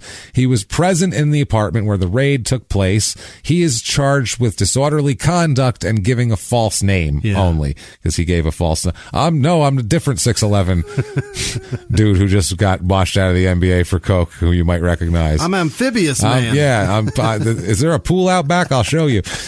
So, police... This is my terrarium. It's all good. The police sergeant said, quote, he didn't have any drugs on him. He didn't have anything. He was flat broke. So he just had nothing. Empty pockets hanging out in a crack house. Awful. December 22nd, 1989, 3 days before Christmas, he is arrested for trespassing at what police call a, quote, drug-infested public housing project near the Georgia Tech campus. They said that he had been formally banned from the projects by the police because he was constantly going there for drugs. He was 86. So they tossed him and he was back again, so they fucking picked him up for trespassing. How... Jesus, they say I can't go there and buy crack anymore. I'm going to do it anyway. I don't know where else to get it. I don't know. So, January 1990, at this point, he is a fucking mess. A reporter kind of does a little thing on him. He is broke. banished from the NBA. He is begging for food and money from friends. He has nothing. He's hanging out in high drug traffic areas, as we've told you. He's gotten busted twice now. Still involved. Doing that. He's just been a mess. They say all he does is wander around Atlanta. He says he plans to enter drug rehab this month for another time, to try for the third time in 3 years. He said, quote, about drug rehab, quote, yeah, I'm going back out there. As a matter of fact, I'm going out there tonight. This is what he tells a reporter who is saying, hey, you're pretty fucking homeless. Like, what's up with that? This ruins my theory that guys over 6'5" are never homeless. No, well, Daryl alums too. Yeah, remember that one too. But this is like he really has to want it. Yeah, he's trying to be homeless. If you squander millions, that's different. You didn't have to be homeless. Yeah. You did that shit on purpose. That's almost. Apparently, at this point, he's sleeping at friends' houses. He's got a house in suburbs of Atlanta that's up for sale for $399,000. At that point, which is an expensive house in 1990. Sure. One of his friends, Eric Rogers, said, quote, Chris has been staying with us. We never let him stay on the streets. He never says what he's doing with himself. Quote, he looked dirty. He had on clothes, but not what you'd usually see him dressed in. He's called me since the first time I saw him. He'll just call and want me to come down and maybe ask you for money. It's like he's living from day to day. So this is what we've gotten to. So fast. Wow. How fast is this fall? That's the quickest. It's like, I'm big shot. I'm in the NBA. I am fucking digging in dumpsters the next day. Looking for more drugs. Looking for more shit. April 1990. He's being held in the DeKalb County Jail without bond after being arrested on drug possession charges. So this is not going well. So we found some. Something was in the bottom of that dumpster. Spokesman for the Georgia Bureau of Investigation said that agents went to the apartment of a woman named Kimberly Green to interview her for a possible crime she was wanted for in North Carolina. And while they were there, they found Washburn too, and also a bunch of cocaine and weed. So he is arrested along with her. He's not charged with harboring a fugitive or anything, just possession of cocaine and marijuana. Lucky. So 1991, the Tulsa Fast Breakers sign him. Seems like That's a good team. Wow. Yeah. Holy shit. That's a CBA team. As we know, you can do anything and play in the CBA. Right. They don't care. Continental Basketball Association. We are not besmirching Canada. This is not the Canadian basketball. The Fast Breakers. They may as well call them the Speed Freaks. The Speed Freaks. Yeah. He signed with them. He said, quote, I'm looking at this as a second chance. The CBA is just a stepping stone to where I want to be. The NBA is where I want to be. You could easily be there. You're banned from there. Stop doing coke, stupid.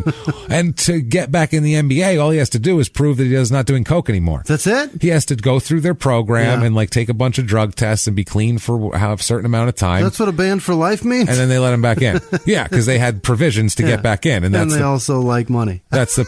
They also, sometimes good players do coke. That happens. So he moves to Houston. Moving to Houston, where in his time in Houston here, he lives on the streets most of the time. He's homeless. He eats out of the garbage. That is not a good place to be homeless. He says, quote, no, not at all. It's hot all the time. God, Jesus. Quote, I was eating out of trash cans. I was sleeping in abandoned buildings, abandoned houses. I was doing whatever was needed to survive at that time. I was staying in the same clothes for weeks, maybe months at a time, to a point where the drug dealers I was buying my stuff from would even pay me to go and change clothes. Wow. They'd give him, you're so fucking funky. Funkier than the other crackheads, mind you.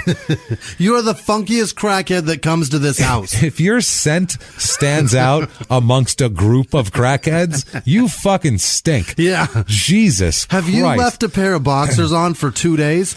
Disgusting. Holy shit, when they that's lost gross. my goddamn luggage and when I went to fucking Boston last time, I had no choice but to stay in the same underwear for 2 days. It is the worst. It was horrible. I have on a weekend socks. Just decided. It's the worst. Jesus, crispy. Yuck. Disgusting. Oh, good God. Yeah. So drug dealers are paying him to change his clothes. That's how fucking far he's fallen from grace. Grace is up here, and that is way down there. It's fucking down there. So somehow he posted bail on this whole thing. I'm sorry. I didn't tell you why he posted bail. Yeah. July 6, 1991 in Houston, he's arrested.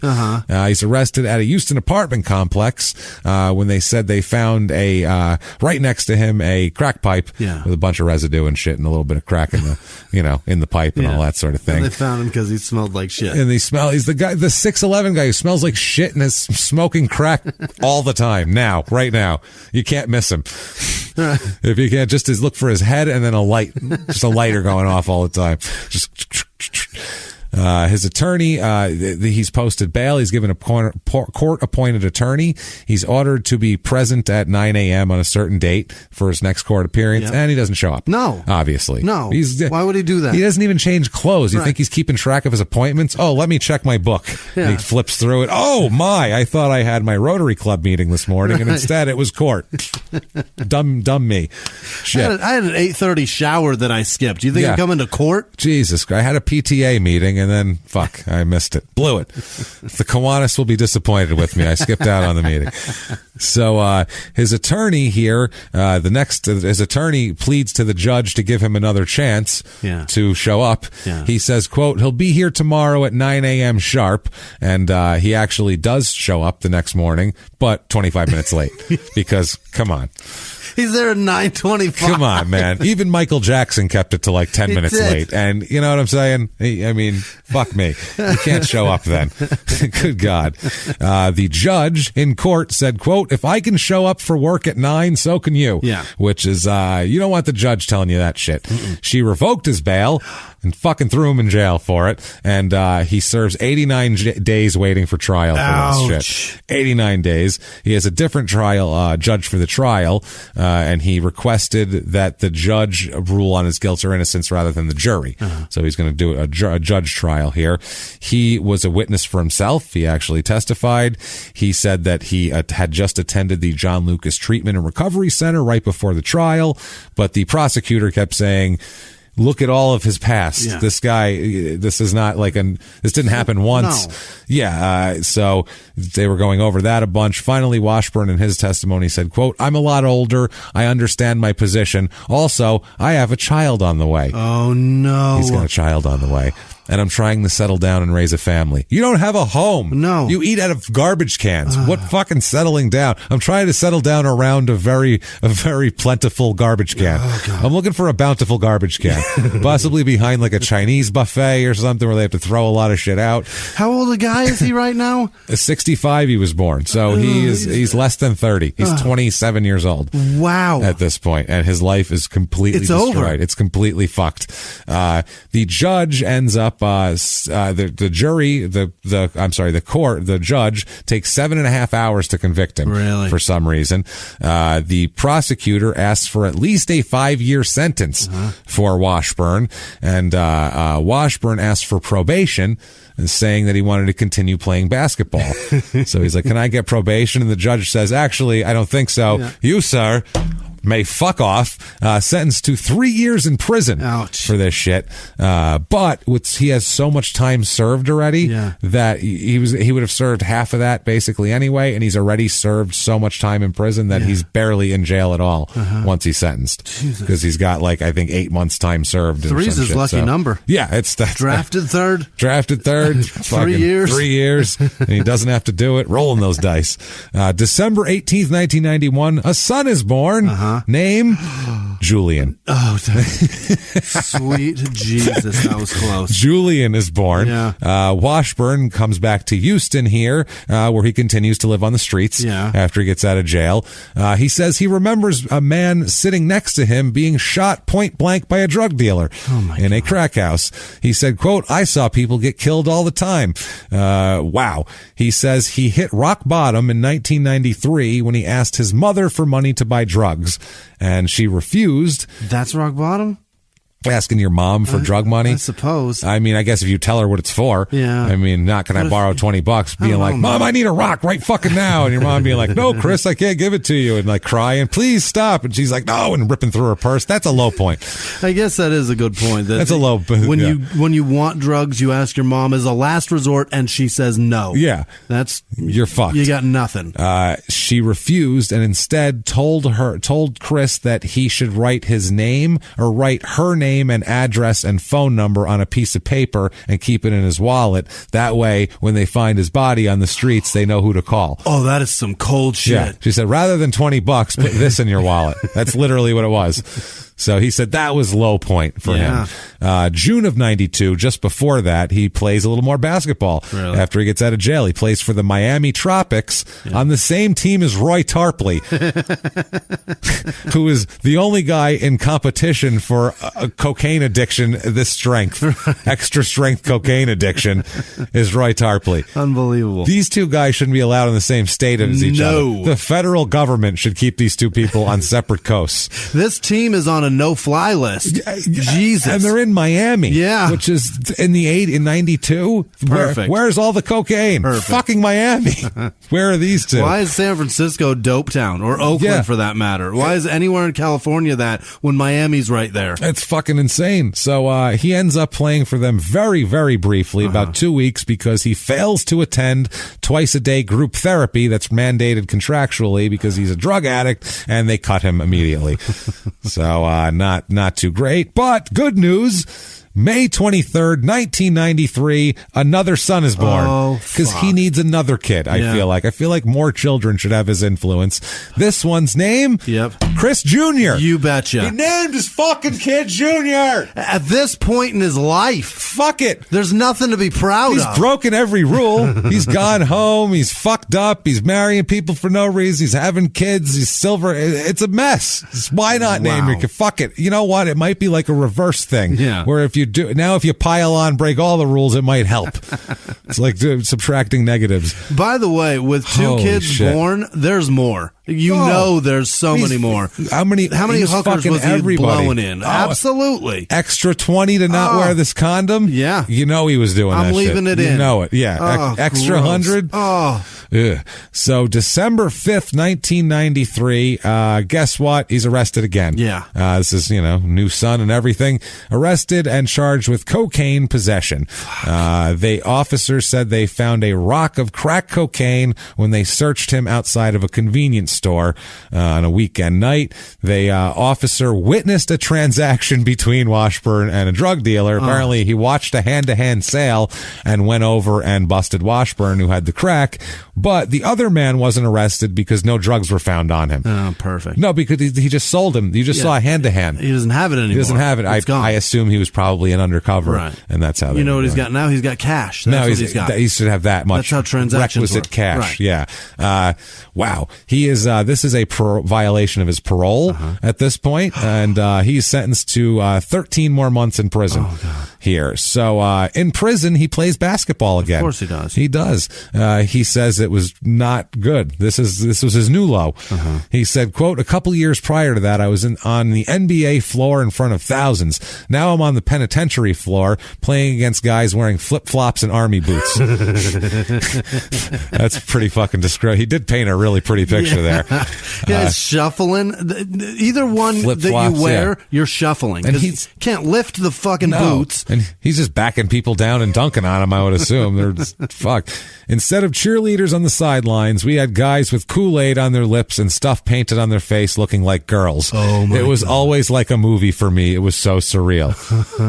He's like Rick Fox in Oz, basically. That's what he is. He came into jail. That is amazing. And he's like, this shit is bonkers. They have Kool-Aid. It's a DMX song. It's fucked up, man. Yeah. Wow. When he gets out of jail, he ends up playing around Greece, Switzerland, Puerto Rico, briefly here and there. Teams pick him up because they're like, oh, number 3 overall NBA draft pick. And they're like, oh, wow, that's why they don't want him anymore. Oh, that's why. Oh, he just got out of prison. Do you smell something?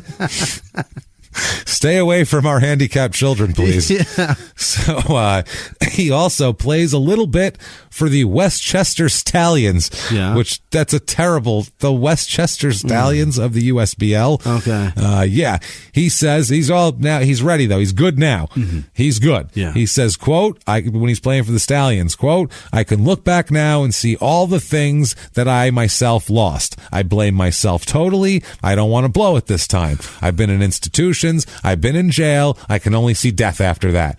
I'm good now. Yeah. I'm going to play. Making $450 a week.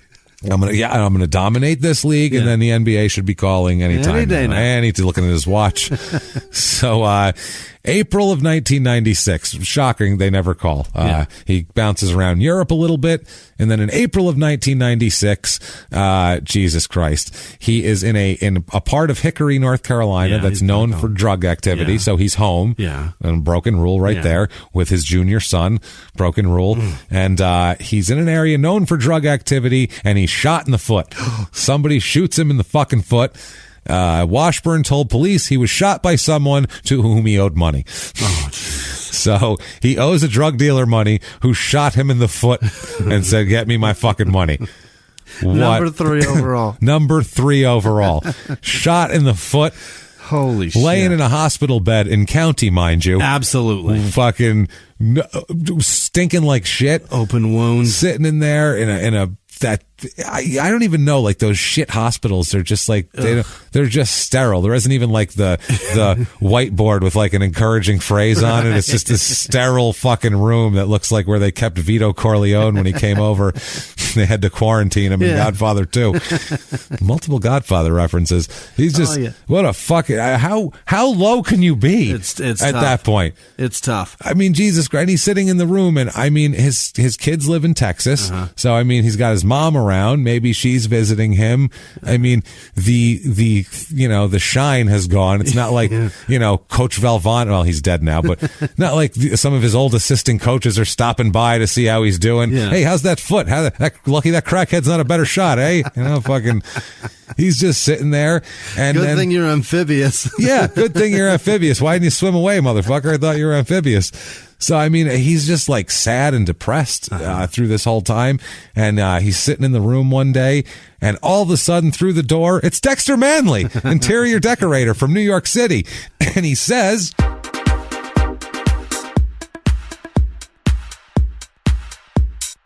how is it you have come to arrive here? Seriously, okay, let's start from the beginning with you, because you're a frustrating one. Let me tell you right now, you're a kooky little guy. Okay, just a kooky little one, slippery one. So you have it all. And by the way, you're a strapping man, obviously, just strapping. You're large and muscular. You're muscular. You look at you. You're just you can tell you're an athlete. And you have it all. And people give you lots of money. And you like cocaine. Who fucking doesn't, right? I mean, when you're partying, what's fucking better, right? It's delicious. So it's wonderful. I just like the smell of it. You know how it is. You know how that goes. No, back to what we're talking about here. So you do all this. You end up eating out of trash cans. You don't change your clothes for weeks. So you, sir, are white trash. I'm sorry. That's the cocaine, the jail. That's all fine. But you cross the line with the clothes thing. You need to smell fresh and get it together. And this room is very dingy, but I can't be here anymore because you just stink. And I'm getting out of here. Poof. And in a poof of feathers and purple glitter, he's gone. And Chris Washburn's very confused. No idea. He's like, what was in that crack? Yeah. That is good crack. I got to get more of that shit. Am I bleeding out? I'm seeing things. I feel like I'm bleeding out. I saw purple. So, he says that, after this, he's just going to stay at home. He says he stayed around the house, for 2 weeks. And then, he'd go through periods where he'd stay at home with his kids and his wife, because he's still married at this point. Unbelievable. To the same woman who he had his first kid with. For 2 weeks, he'd be around, husband, father, normal. And then 2 weeks, he'd just disappear. Where's dad? Poof. In a cloud of dust. Poof, he's gone. Like Bobby Colorado in a cloud of dog shit. So he was gone. He says that he realized that if he had to give in to his demons, he'd better not do it around his family, is the way he thought about it. He said, quote, I was basically an absentee parent. Now, in 2000, his father dies. So that's a tough blow. He says, quote, my dad's last visions of me were of a 6'11" dope fiend sliding along the floor, stealing money from his wallet. Wow. My mom kept her purse locked up in a filing cabinet at church. So that he was that much like... You can't have spare change in the house. No, he's going to steal it. If it's not fucking nailed down. Insane. Watch out, because he's the Washburn's coming for it. Yeah. Now, June 17th, 2000 is what he calls his first day of being clean.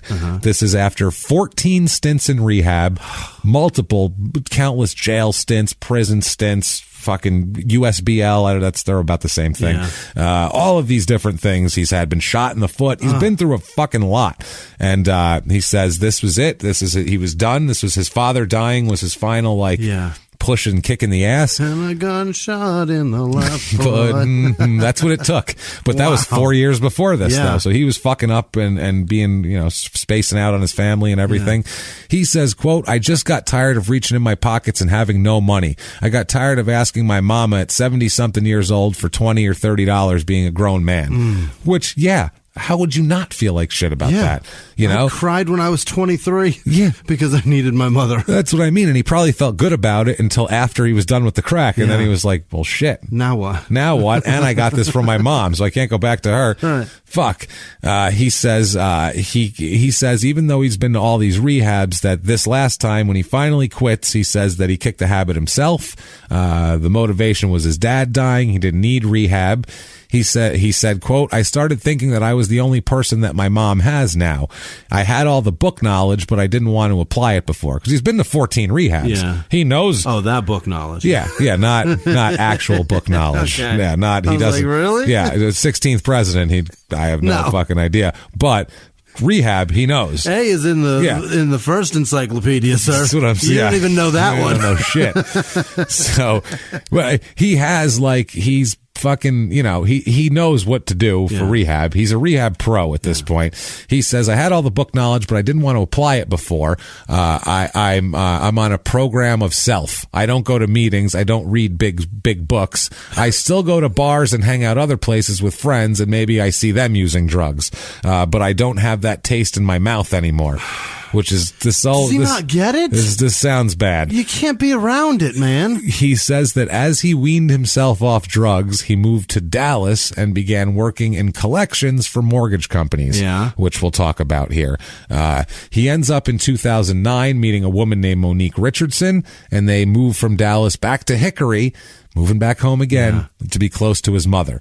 And he also says he wanted to make a positive difference, obviously. 2005, Sports Illustrated names him the number 2 draft bust of all time. Behind who? They could not find the article on it, so I don't know. I'm sure it's Len Bias. I was going to say, it's probably Sam Bowie. Oh, yeah. It's probably Sam Bowie because of the Michael Jordan thing. Right. It wouldn't have been as bad, but Michael, it's like you could have had Jordan, asshole. So, sorry. On his resume here, it says in 2009, he worked 2009 to 2011 in Dallas. He worked for Commercial Recovery Systems, Inc., doing collections. He said, quote, I provided collection services on accounts 3 to 5 years old, if not older, to either bring account current or to set up payment plans to ensure the account would be paid and closed out within 24 months max or sooner. What a job. That's his fucking job. You're calling people that are 3 years behind on a bill, expecting them to pay you? And trying to talk them into paying a bill that's gone 5 years now. I can't even imagine how hard that would be. No, motherfucker, I had that 5 years ago. I'm not paying for that That's now. Not even on my credit anymore. I haven't had that for years. What are you talking about? So, 2010, fluff pieces start popping up left and right on this guy. Why? All over the place. All over the place. He says, and now he's all contrite. He says he's been clean for 10 years. Yeah.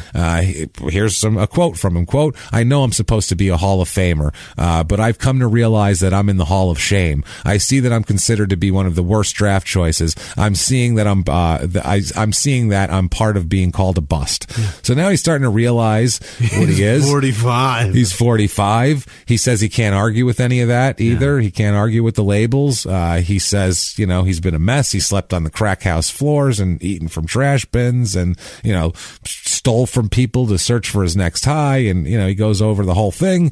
He says he's been drug-free for 10 years. He worked for the collections company. He talks about his two sons, Julian and Chris, who are playing high school basketball at this point. And we'll talk about where they ended up also.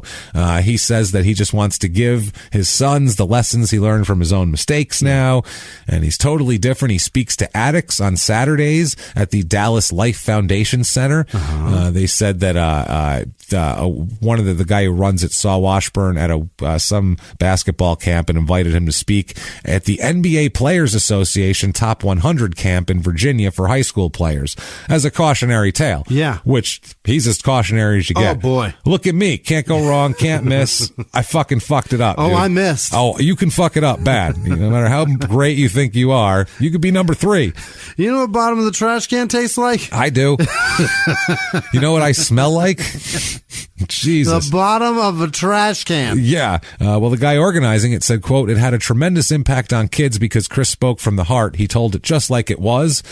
He said his lesson to them was stay humble, learn from him. He said he had a chance to become an NBA star and he wasted it. He said, quote, "Once I did find out I wasn't special, it was hard for me to overcome. I only used the NBA to get through certain doors. The NBA opens up some doors that shouldn't be opened up." No doubt. Yeah, like that. Yeah. Now, Chris Jr., they talk to his kids about him. Chris Jr., they talk about his relationship with his dad, and he says, quote, it's in and out, really. Quote, "Great guy. Everything's great about his personality, just consistency sometimes." He says he's been in and out of his life. Quote, "From the basketball perspective, I hope I can be what he was. It's the off-the-court stuff. I don't want to take part in that." Yeah. No shit. I don't want to get arrested a bunch and get fucking booted out of the NBA. His kids are both 6'8", too, so they're big fucking kids. Yeah, they're big kids. In 2012, he goes and sees William Bedford in prison. And William Bedford, we'll end up doing an episode on him, so I'll keep his crime brief here. But he ended up getting busted with 25 pounds of weed in the car. That's more than personal use, I would say. Yeah. That's quite a bit. That's a whole lot of weed. I don't have 25 pounds of weed. It'll go bad in a while, won't it? I might if I could afford it, but I don't have that much. You don't need that much laying around. No, that's a lot. I can do with just a bit. Yeah, that's fine. Yeah. It's enough. That's more than just I was going to roll some joints later and smoke a bowl. Half an ounce is a lot. That's plenty. It's a good amount. It'll last you a few days. It's 25 pounds. Weeks. It's good stuff. 25 pounds is that's Nate Newton territory. Yeah. You're selling that shit. That's moving. Yeah. He was sentenced to 10 years in prison, and he was in prison. And Washburn said that he spoke he wants to get Bedford, when he gets out of jail, involved in a speaking program and get him all into that. He says that he doesn't want to be the only. Washburn says, "I don't want to be the only troubled player from the 86 draft trying to help others avoid similar pitfalls." Yeah. Because him, Tarpley, all these guys. He says that Bedford says that he's going to be released later on in this year. Washburn says, quote, "I see what I went through, and then I see William in the penitentiary. When I see him, I try to encourage him. He gets out in November. He wants me to help him set up some speeches where he can go around and talk to high school and college kids and help them." Good. Yeah. I would say these are guys that should be doing this here. Washburn says that Tarpley also lived in Dallas at that point, although he hasn't had contact with Tarpley since the 90s, and he didn't know how to get in touch with them, but he wanted Tarpley to be involved in this too, and have the three of them go around making speeches. And we found out where Tarpley was at this time. Yeah. In no place to make speeches, if we remember from the episode. He was a fucking mess.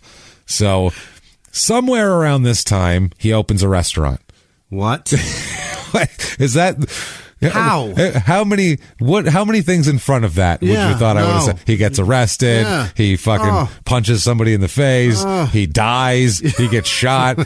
All of those things would have been above restaurant. Way above. On your probables here. Do we have a menu? Oh, well, we got the name. It is Washburn's Wings and More. Okay. In Hickory, North Carolina. It's like a wing place. Like a wing stop? Like a wing stop. It's exactly what it is.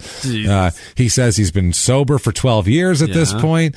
He says he's focusing on running a business and helping his community.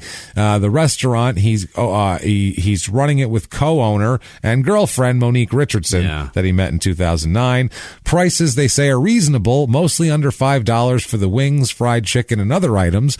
And customers who are unable to pay can work for their meals. What? Because he's trying to help the community. He's offering work for food? He's offering work for food. If you can't pay, you can wash some dishes or some shit. Holy shit. He says, quote, if somebody doesn't have a job, I can't turn him away. There's work to do around here, sweeping the parking lot, dumping trash. A man doesn't always want a handout. He wants to work for what he can get. Okay. Sure. Sweep the parking lot? Sweep the parking lot. Here's your chicken. Here's your wings. You want those barbecue? For like a $4 meal, how much parking lot sweeping do you need to do for that much money? And how many people does he have? Sweep that 2 spaces right there, and then here's your chicken. That's a lot. That's a lot. So he says, while they're interviewing him, he says that the building where his restaurant is now is where he used to do drugs. He used to hang out behind the place and do drugs all the time and all that sort of shit. He said that, he said he points to a spot and said, quote, this was a good spot for it right here. I would sit right here and do my drugs. And now there's a nice family here eating pizza. Yeah. And now look at that. They're eating some wings. Isn't that nice? He said that the building that the restaurant's in offered a hiding place for him to smoke crack. It was a very good one. So it was a wonderful thing. And reminiscing about it. He goes, man, I'd sit right here. This is now my job, but I used to right there. I blew a man right there. Just smoke crack and just jerk strangers off, and it was a magical time. Anybody's, you know what I mean? It's people have teenage years. They have these flashbacks. This is my nostalgia. I can relate because the Osco drug that I used to shoplift candy from, it's now like a strip mall that has like 6 stores in it. Oh, God. And I went in and ordered a pizza from like a Blaze Pizza or whatever. Those places where you it's like a Subway where you tell them, I want this shit on it, and they make it right in front of you. And the girl behind the counter, I go, where we're standing right now, I used to steal Baby Ruth. And she looked at me fucking horrified, like, what are we talking about? From an Osco drugstore? Is that what it is? Phoenix. It was a chain in Phoenix that I don't think is around anymore. It was right next to a Bash's in every they were always together. Strip mall, not strip club. What am I doing? there was one down in one place that is now replaced. The supermarket and the Osco are replaced with one of those schools that's like like a charter school. And it is, quote, Success Senior High School. I'm like, nope. Every time I pass it, I'm like, nope. No. Not at all. You used to buy prescriptions there. Not at all. Success. No. If you go to school in an abandoned grocery store, that's not success. Even the grocery store wasn't successful here. Failure, just senior high school. A place where people literally bought food for their family couldn't succeed here. Fucking insane, man. Jesus Amazing. Christ. So, I don't know. He's running the business with this girlfriend. The girlfriend has a son and daughter, and she said she long dreamed of owning her own restaurant. He says that, quote, she had the idea, I had the money. Yeah. How the fuck does he have money? He said he gets a check from an NBA insurance policy to cover old injuries every month. Okay. So the collective bargaining and all that shit's helped him a lot. Thank God for the system. Yeah, so he gets a few bucks here. He says that, but it's hard for him. People don't trust him anymore, even though he's been clean 10 years and all that sort of shit. Go figure. He says he was sad because he always noticed that he wasn't mentioned as one of Hickory's famous athletes on the Wikipedia entry. He said Dale Jarrett from the NASCAR's on there. And NFL kicker Ryan Sukop is on there. Yeah. He's not on there. And now he's on there, though. So now he's proud now. Yeah, he's on there. He did enough whining, they got him in. That's right. He said, quote, that people are enjoying his restaurant and they're coming by to support him. All right. A bunch of people said that. People are saying we always wanted the best for Chris and we just want good things to happen for him. Yeah. He says that they move to his sons, and he says he still has work to do with his sons. They're both good basketball players. Julian was playing for UTEP at this point, college, and Chris was a senior in Dallas, and he was committed to UTEP. Mm-hmm. So both his kids were going to go there, which is University of Texas, El Paso, in case you're wondering. He says that we don't have much of a relationship to speak of. That came from years of me not being there. But I told them that I could care less about the basketball part with them. My thing with them has been going to school and staying in school. And the kids apparently would not return calls to the article. And it says in this article that at this point, when he's running this restaurant, he weighs 440 pounds. My Christ. Now, he is 6'11", but that's a lot of man. 440 pounds is fucking huge. Even for 6'11", that's enormous. Yeah. That's so big. Yeah. And he was always a big, stocky guy, but whoa. I think Ralphie May was like 440 for a while. He's like 5'9". I think he's 5'10". This guy's... Even still, at a foot, that's not enough. No, I mean, at a foot, long arms, long legs. Not enough. Still, that's way... 340, I'd go... Fine. He's a little chubby. He's a big dude, but 440. Holy shit. He stopped doing drugs and he's owning a restaurant. Right. He's got nothing but chicken wings around him. He's jamming fried chicken down his face. Wings and more and more. Wings and more. Oh, who knows what the more is? It could be anything. So May of 2013, University of Texas El Paso freshman player Chris Washburn Jr. assaults a bouncer at a bar. This is after there's a bunch of fluff pieces about literally one was called Not Like the Father. That was the name of an article. Except exactly like that. Except sort of a little bit like him. This is the start. There was a complaint. No one was arrested, but the bouncer and Eric Nunez said that he suffered a broken tooth after he was struck in the head with a bottle by Washburn. Whoa. That's his claim. Police were called. They made an incident report. And then over the next few days, some stuff comes out. There's a security guard said that there was bottles flying around and that they're not sure who hit who with what. The security guard insists that Washburn was the one that hit him with the bottle, but people said they're not sure, and no one ends up getting arrested in the end. But that's some fuckery, basically. And he's involved. Yeah, and he's Chris Washburn Jr. Is involved. Shocking, isn't it? Julian, fine. Yeah. Not one brush with the law. Junior? Freshman. He's fucking up already. Now, he says before he opened the restaurant on his resume, from October 2012 to January 2013 for 4 months, he worked for the Brown Pen Recreation Center in Hickory and then opened up his restaurant in January of 2013. And by the end of 2013, Washburn's Wings and More closes. So... Shocking. Weird that working for your food doesn't pay the mortgage of the place, the rent on the place. When you weigh 440 and you used to smoke crack out back, it's a problem. So they close, which kind of sucks. Yeah. I mean, he's like 13 years clean at this point, and he tried to build a legitimate business. He's letting people sweep his parking lot. So, I mean, he feels bad for people who don't have shit. He's trying. And, at this point, his kids don't have it. I feel bad for all these people, Jimmy. I really do. But not nearly.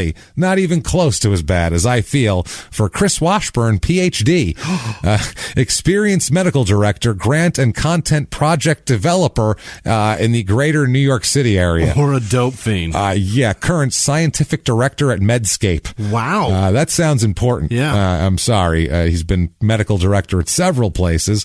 Chris Washburn, associate program director at Baltimore Chesapeake Bay Outward Bound School, which is an education, obviously. Chris Washburn, a real estate agent. That's tough. He's got his fucking name on signs. And you immediately Google a real estate agent to get, if he's Just okay. Type his name in. Chris Washburn. Oh, my God. What the hell? Got shot in the foot. How many cocaine arrests? What the? No, he slapped chicken wings. Retarded kids. No. No, I'm taking somebody else. Amphibious. Well, that could come in handy. This guy works for Howard Hanna in Ithaca, New York. So if you live in Ithaca, New York, and you're looking for a house, please use Chris Washburn. I'm sure he's lost customers because of his name, and it's not fair. I fucking guarantee it. Guarantee it. Chris Washburn, certified home inspector. Yeah. Home inspections done just right by Chris Washburn, LLC. And it's a guy in his picture. He's got his dog next to him with the pickup truck. This guy here is not Chris Washburn that we're talking about. So he would not steal your fixtures and the copper pipes out of your walls for crack money. He has a 4.73 out of 5 stars in 13 ratings here. Not bad. On the site. So good for him. And this is in Remsen, New York. And Chris Washburn from the American Boat and Yacht Council. He was highly embarrassed. That's my favorite one. The American Boat and Yacht Council. I'm like, I'm closing with that. That's a strong closer right there. Enough said. Is he the guy from Summer Rental? That asshole. Are these your wife's tits? Are these right here? So he's good now anyway. I mean, restaurant's failing, but everything's been fine. Until May 25th, 2014. No. When he is accused of stealing gas from a Hickory gas station. Oh, Jesus. The way the police report said is the suspect was the driver of a white Buick minivan, which that's what he's driving, that pulled up to a gas pump at the Q Express on 4th Street Southwest in Hickory. They then go on to say that he was arrested later on from the incident. Washburn apparently was in a vehicle that pulled up to a gas pump at the Q Express. The passenger went in and tried to pay for gas, but the card was denied. Yeah. I guess it wasn't one where you have to pay before it goes. The card was denied, and then the driver, the manager of the place said the driver told them that he would return and pay for the gas. Like, oh, sorry, we'll come back, and never came back. Oh. So the driver was Chris Washburn. What is worse? Stealing money from your mom for crack? That's kind of worse. This is worse, right? Yeah. You told a dude you'd give him gas money back. Well, he says that he didn't steal shit. Mm-hmm. He says, I didn't steal gas. He said, I didn't even know my friend hadn't paid for the gas until the police showed up in my door. He said, I thought everything was fine. He said, it was a matter of being in the wrong place at the wrong time. No, being in a crack house when it's right, it's the wrong place at the wrong time. You went to the gas station. That's worse than saying I'm amphibious. I'm amphibious. That's putting a phrase that doesn't even fit. I don't understand why 5 minutes late is a problem. This is a case of a stitch in time saves 9. That's all. You know what I'm saying? This is just... what is he doing? Penny saves, a penny earned. So, I don't know anything about your gas situation. We're told that you didn't even pay. When in Rome... So, I just drove away. Fuck it. This is ridiculous. He says, I honestly didn't even know what the officer was talking about until I got the papers and saw my friend's name on there. He says, I didn't know I was doing anything wrong. Yeah. In his account of happened, he said he never touched or saw the gas card. He said his friend got a gas card from a man Washburn said he never saw. Right away, I got this gas card that's not mine. Right away, okay, good for you. I don't want to be involved. This man told Washburn that this other man who the card was from told the Washburn's friend that he could use the card to fill up his car as long as Washburn paid the man half of the total price used in cash. Okay. This is okay. That's terrifying. Growing up in New York, this was a scam kids used to run all the fucking time, where you'd go and it'd be like one of my friends would be standing there and there'd be 10 fucking cars in line because they had a scam going where they'd steal credit cards and they'd go to gas stations and they'd be like, fill your car up half the fucking price. Put it on your card. I need cash, blah, blah, blah. I got it. And they would fucking load up, use someone's credit card till it was fucking declined.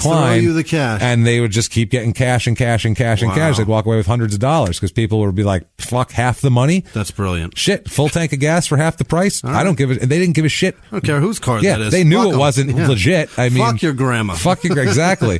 So that was a scam people used to do all the time back home when I was a teenager.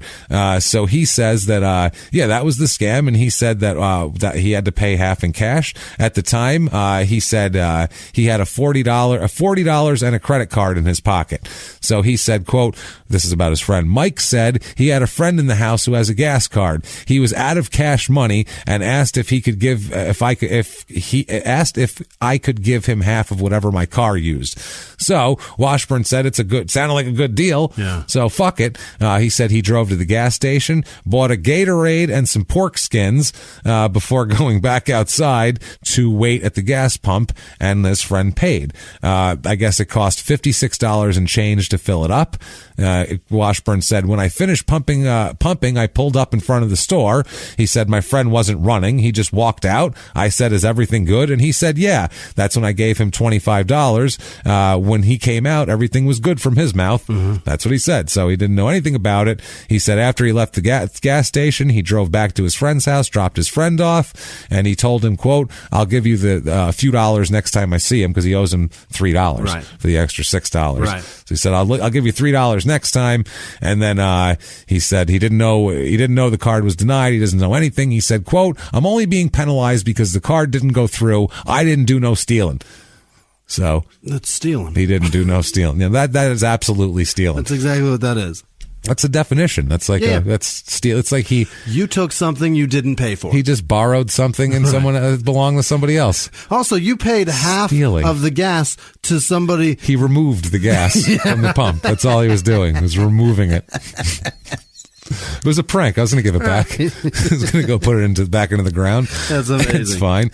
2015, October 22nd, his son Julian signs a contract with the San Antonio Spurs. Really? Absolutely. That's October 22nd. October 24th, he is waived by the San Antonio Spurs. He was a Spur for 2 days. Well, and then September 17th, 2018, signs a 10-day contract with the San Antonio Spurs. Okay. September 20th, 2018, waived by the San Antonio Spurs.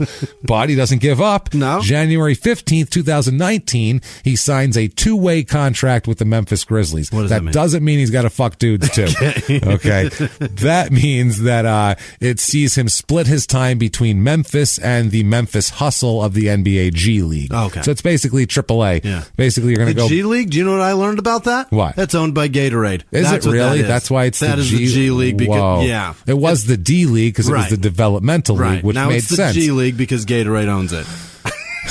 Well, they need somebody to pay for games that no one watches, I guess. So they may yeah, as well get it from the people that own fucking Fierce. Yeah, why not? So so he plays a little bit with Memphis Grizzlies and with the Memphis Hustle. So he plays in 2018-19. This season, he has played in 7 games for the Memphis Grizzlies. Oh, so he's actually played regular season NBA basketball. He's played 1/10 of his dad's career. That's right there. He's catching up. 15.7 minutes per game, only 1.4 points per game, 2.9 rebounds, and 0.4 assists. He's a bench guy. Better than his dad. He's got a chance. Yeah. That's all there is to it. He's got a chance, and from what I understand, he's not currently smoking crack. My man. So good for him. Can't get enough of Chris Washburn. I kind of can't. He's kind of awesome. But you can go on Amazon.com. They have game-worn, tiny 1980s nut hugger shorts from the Golden State Warriors. Oh, I want those. His balls have been so snuggled in these fucking things. $475. I do not want those plus things. $13.60 shipping. There's probably coke residue on those. I'm sure there is. I'll bet if somebody gets those and tests them with like a CSI thing. I'll bet there's coke on. I bet there is. Yeah. I'm sure he did it before the game. Had a little on his hand. Absolutely. Wiped his nose. Put it on his. Yeah. Absolutely. I would love to test those things for cocaine. If you're very wealthy, obviously, if this affects you at all, if you're very wealthy and you don't care, buy those and get a CSI. Either for us or for you. We just want them tested. We don't give a shit. We need to know. If you got a lot of money and you know a dude in a forensics lab, that's it. Do it and let me know. Yeah, do that, please. Also, hire him. Not only can you find him, you can hire him. For cheaper than $400. I'm sure. North Carolina certified peer support specialist, speaker, life coach, and big man trainer. Life coach. He works with, under the board guys, big guys. This is in the Hickory area. He says, quote, my goal is to share my story with everyone that I can. I want people to understand that I made it out of a life of drugs and I am moving forward. Everyone is not that blessed. Drugs will destroy your life, your dreams, your family, and everything that you work for. Some say I'm a motivational speaker. I say I'm more of a life coach. Oh, Jesus. Don't steal gas. There. I'm a better life coach than you. At this time, I'm available and looking for speaking engagements as well as full-time coaching opportunities anywhere in the U.S., and you can get quotes on that by emailing him at cwashburn84@yahoo.com. So, hey, he put it on there. Of course it's a Yahoo. Of course it's a Yahoo. He's a couple years behind. He also doesn't know that a life coach is a step below motivational speaker. No, he's a life coach. He just wants the word coach in there somewhere. Yeah. I'm a coach, you know what I mean? So that's Chris Washburn. Wow. See, that was a classic. That was like we've had a good 20 crime and sports stories that really follow the whole model. Crime right from the beginning, fuck up, drugs, mess. the whole thing, and this really encapsulated it. It really is beautiful. It was really beautiful. It's really sad that those are the three athletes from Hickory. John Reap should be on there. He did more for That's true. For their sports than any of those guys did when he got kicked out of that NFL game. Yeah. That's a good. That's great. It's a good comedian moment. That's good shit. Well, if you like that show, if you think it's good shit, you can tell us very easily. Well, don't tell us, but tell iTunes, Apple Podcasts, Spotify, whoever, wherever you can write a review. Write it on all of them. We don't care. Write a review, please. Give us 5 stars. It doesn't matter what you say about us because it's not for our ego. We're just trying to move up those charts, and those reviews are apparently very helpful. Seems to be working. They work. Head over to shutupandgivememurder.com for all of your crime and sports and small town murder merchandise needs, all of your informational needs, and of course, tickets to upcoming live shows. Small Town Murder will be in Nashville, April the 14th at Zanies, and we played there last year right around the same time. Yeah. And man, was that awesome. Boy, oh boy. That club was great. That was the show where a man OD'd on heroin, was carried out in the middle of our show. Right. The doors opened for daylight to flood in. Yeah. Then we were asked to announce to the crowd, if there's a doctor in the house. Then we took a 5-minute break where we stayed on stage and sort of made jokes, but tried to not talk about the guy who was ODing while they tried to save his life. Then we heard an ambulance. And then the man left, and then we went on to one of the best shows of our fucking life. That's how great of a crowd it is there. A man can nearly die in the middle of the show, and they'll go right back to laughing. Fucking awesome. So come to Zanies. We're going to have a blast there. Can't wait. We can't wait to see you there. Yeah. I'll tell you that much right now. Also, you want to get a hold of the show, you can do that very easily at Crime and Sports on Twitter and Facebook, and on Instagram we are at Small Town Murder. And also now you can be a hero of ours, one of our producers who we're going to talk about in just one moment. You can do that so easily. You can do it at right on our site, shutupandgivememurder.com, or you can go right to the sites themselves. You can go to patreon.com/crimeinsports, just like the podcast, or you can go to PayPal, use our email address, which is crimeinsports@gmail.com, which is another way to get a hold of us for anything you want to do. So I think it's time, Jimmy. I think it's time for you to shoot me in the foot with the list of names of the people we love more than anything this week. This week's executive producers are Ben Spencer, Cody Beretta, Jason Yoakum, Jennifer Lamb, Candace Kennedy, Howard Wilson, Dane Ford, Paul Powell, Laura Milchzarek, and Rob Murray. Thank you guys so much for everything you guys do for us. We really appreciate you. Thomas Smith, Matt Dietrich, Sam Wade, Christopher Hart, Hannah Simmons, Erica Teofello, Sarah Davis, Michael Dretz, Michael Deegan, Trey Valcanar. Yeah, Trey. Oh, that's the Valcanar the Third. They call him Trey, kind of like that politician guy. What's his name? Which one? Trey. The guy that got voted out. You know what I'm talking about. He's the third. That's why they call him Trey. I get it. I'm on board. Melanie Knights, Bryn Fields, Lance Robillard. Yep. You said it a bunch of. You had to get it on one of those. Justin Miller, Durso, Helen, and young man Huxley, Jesse Hartman, Janice Hill, Whitney Leonard, Haley McGivern, Shalima Althouse, James Miller, Kim Jisoo, which sounds like a delicious meal. That does. Tina Russell, Macature Workshop, Lisa Coltrane in support of displaced Cubs, Hillary Marsh, Anthony Canella, Jeff Carbonneau, Kelly Jo May, which is easy. That's my mom's name. And not the May part. You get what I mean. I get you. Barry with no last name, Gary Howard, Patrick Haggerty, Tiffany Townsend, Kelly Higby, and Michael Head. Thank you. Nicholas Palmero, Chelsea Morgan, Spare Change Inside Ben Cousins. That's okay. fun. We'll take it. Sean Shipp. We'll wash it right off and put it with the rest. Neil Campbell, Tyler Gwill, Michael Giovanetti. Yes. That's probably right. Giovanetti. Ashley Boxler. You do it better. Hey. Eric Mikey Langan. G, what are you doing? This fucking guy's giving us money. Oh.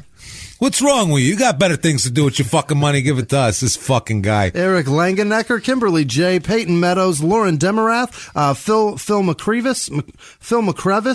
Oh, you son of a bitch. Thank you, Bart Simpson.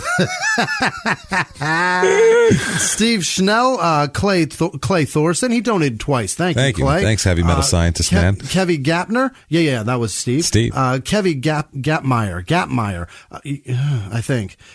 Mary Faust, Sean Loring Smith, Dana Papalia, Sarah Hart, Rachel Meisenheimer, Charlene Ramler, James Stokely, Kelly Thirsk. Damn it. Kelly Thirsk, Jesse Lortz, Jeff McAvoy, Thomas Guilmenet. Do this again. Thomas Guilmette. There we go. Thomas Bennett. No, Michael Bennett. Jesus Christ. Michael Kennedy, Brendan Abels, Julie Stoltz,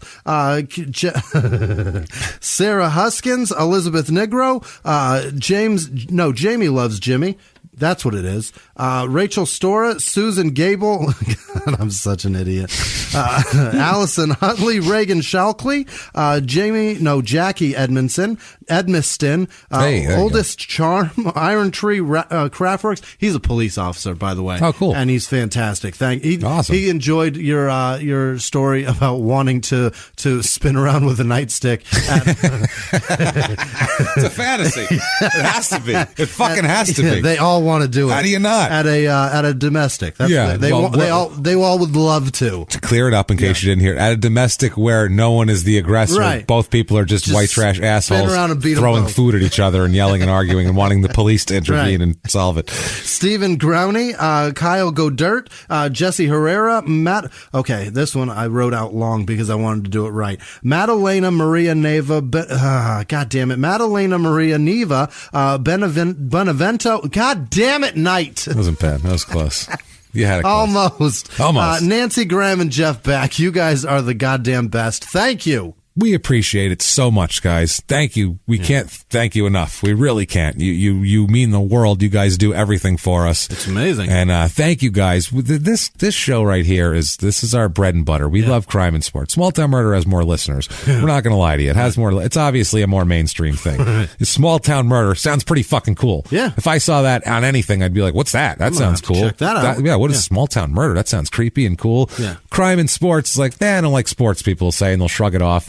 And but this is our baby, and we love this fucking show. Yeah. And so thank you guys for making this show. Just means so much to us. And also, we're starting to really climb now. We're making a late push, which is awesome, and we really like it, and we owe it all to you guys. So thank you guys for that so much. And what if people wanted to thank you, Jimmie? How might they go about that? You can find me at Whisman Sucks, WHISMAN Sucks on Twitter, Instagram, and Snapchat. And thank you guys for everything, especially Adrian Lacey and her husband Josh, who invited me to an event here in town because spring training is here for amyloidosis. I'd never heard of it. Amyloidosis.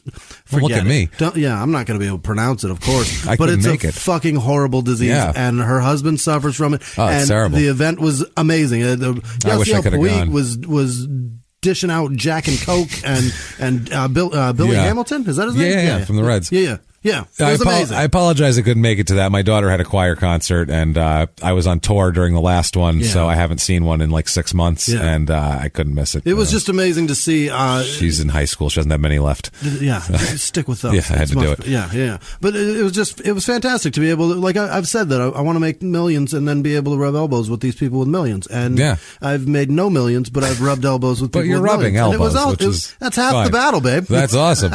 Well, shit. What about you? Well, you can find me at Jimmie P is funny, or you can just copy and paste my last name from the show description to make it easier on yourself and your brain to try to spell long Italian last names. For a final note, we would advise everyone to change your clothes more than once every couple of months. Don't stand out on the crack line, is what we're trying to say.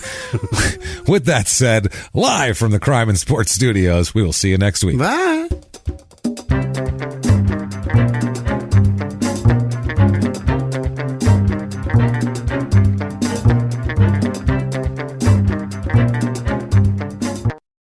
If you like crime and sports, you can listen early and ad-free now by joining Wondery Plus in the Wondery app or on Apple Podcasts. Prime members can listen early and ad-free on Amazon Music. Before you go, tell us about yourself by filling out a short survey at Wondery.com/survey. In the 1980s, a rosé swept the country. Hey, Mike, I really like this white Zinfandel. Well, good. Now put it down. We're going to try another one. White Zin became America's top-selling wine. But most don't know that this sweet drink has a sour history. What began in 1986 with counterfeit bottles. A big fraud, a multi-million-dollar fraud. Sent investigators chasing one of the most powerful families in the business, the Licciardis. But the closer the feds got to them, the more dangerous things became. It's a story of deceit. At the time, I was paranoid. Threats. You touch my kids, I will kill you. And murder. With a .22 caliber bullet to the head. What started with a scheme to mislabel wine spilled into a blood-soaked battle for succession. Welcome to Bloodvines. You can binge listen to Bloodvines exclusively and ad-free on Wondery Plus. Join Wondery Plus in the Wondery app, Apple Podcasts, or Spotify.